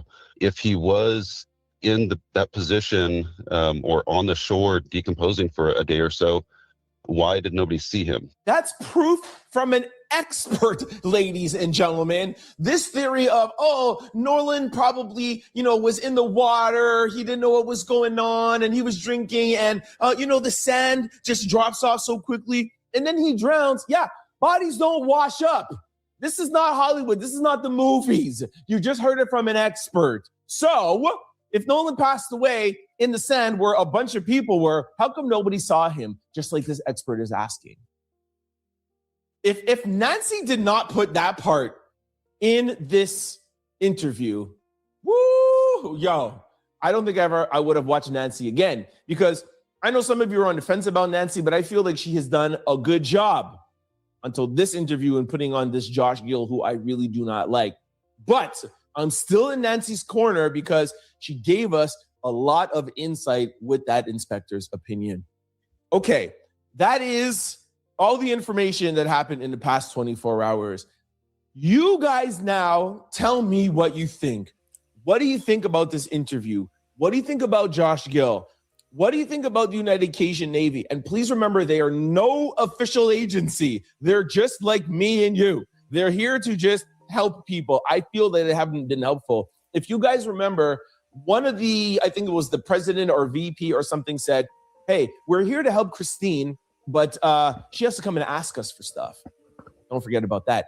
Also, in this interview, Josh says, oh, Christine and I used to talk on the Sunday and the Monday, and then when she got a lawyer, our communication stopped. Yep. Why are you saying these things? And I'm happy that Christine lawyered up, and I don't know if she stopped talking to them or not. I'm not saying if Christine likes United Cation Navy or not. These are just my thoughts. But something happened along the way. Somebody got suspicious, and the communication stopped. And the fact that y'all keep on going on Nancy Grace and talking about all this business, I would have stopped talking to you too. Anyways, let me stop talking so much because I really cannot wait to hear what you guys have to say in the comment section. Sound off. Did you like the interview? Did you like Josh? What do you think about this recent piece of evidence and information that we now know that normally if you drown in water, you stay there. You don't normally just wash up on the sand. That is telling, okay? When you guys are sending off and let me know what you think, please do not forget a few things, okay? Please do not forget to like, very, very important, and please do not forget to subscribe. You know, we're working hard out here for you, so you got to subscribe. When you are subscribing, please do not forget there's a bell beside the join button. Make sure you click that bell and change the setting from personalized to all so you can be notified whenever we drop a video or if we go live. And you know, we're back working. Okay, guys, that is the end of that interview. We appreciate the information that he gave us. We actually did watch the Nancy Grace episode, so if you missed it, just rewind the live or rewatch the live. I want to thank each and every one of you for showing up for the Truth Gang. I appreciate you. I thank you for everyone who gave a gift, everybody who sent a super chat. Shout out to you. I don't believe I will be live tomorrow evening. I might go live in the morning, so turn your notifications on. Make sure you subscribe to the channel if you do like the content. We are going to end this live with the song that I wrote for Nolan Wells. And on the way out, I'm asking you to drop what happened to Nolan Wells in the comments. Salute. I love you. See you soon. Mississippi, three boats went to Horn Island. Everybody came back except Nolan Xavier Wells. They brought his phone home, but they left somebody's son behind. This time, we want every answer. Mississippi, cough 'em up, cough 'em up, cough 'em up.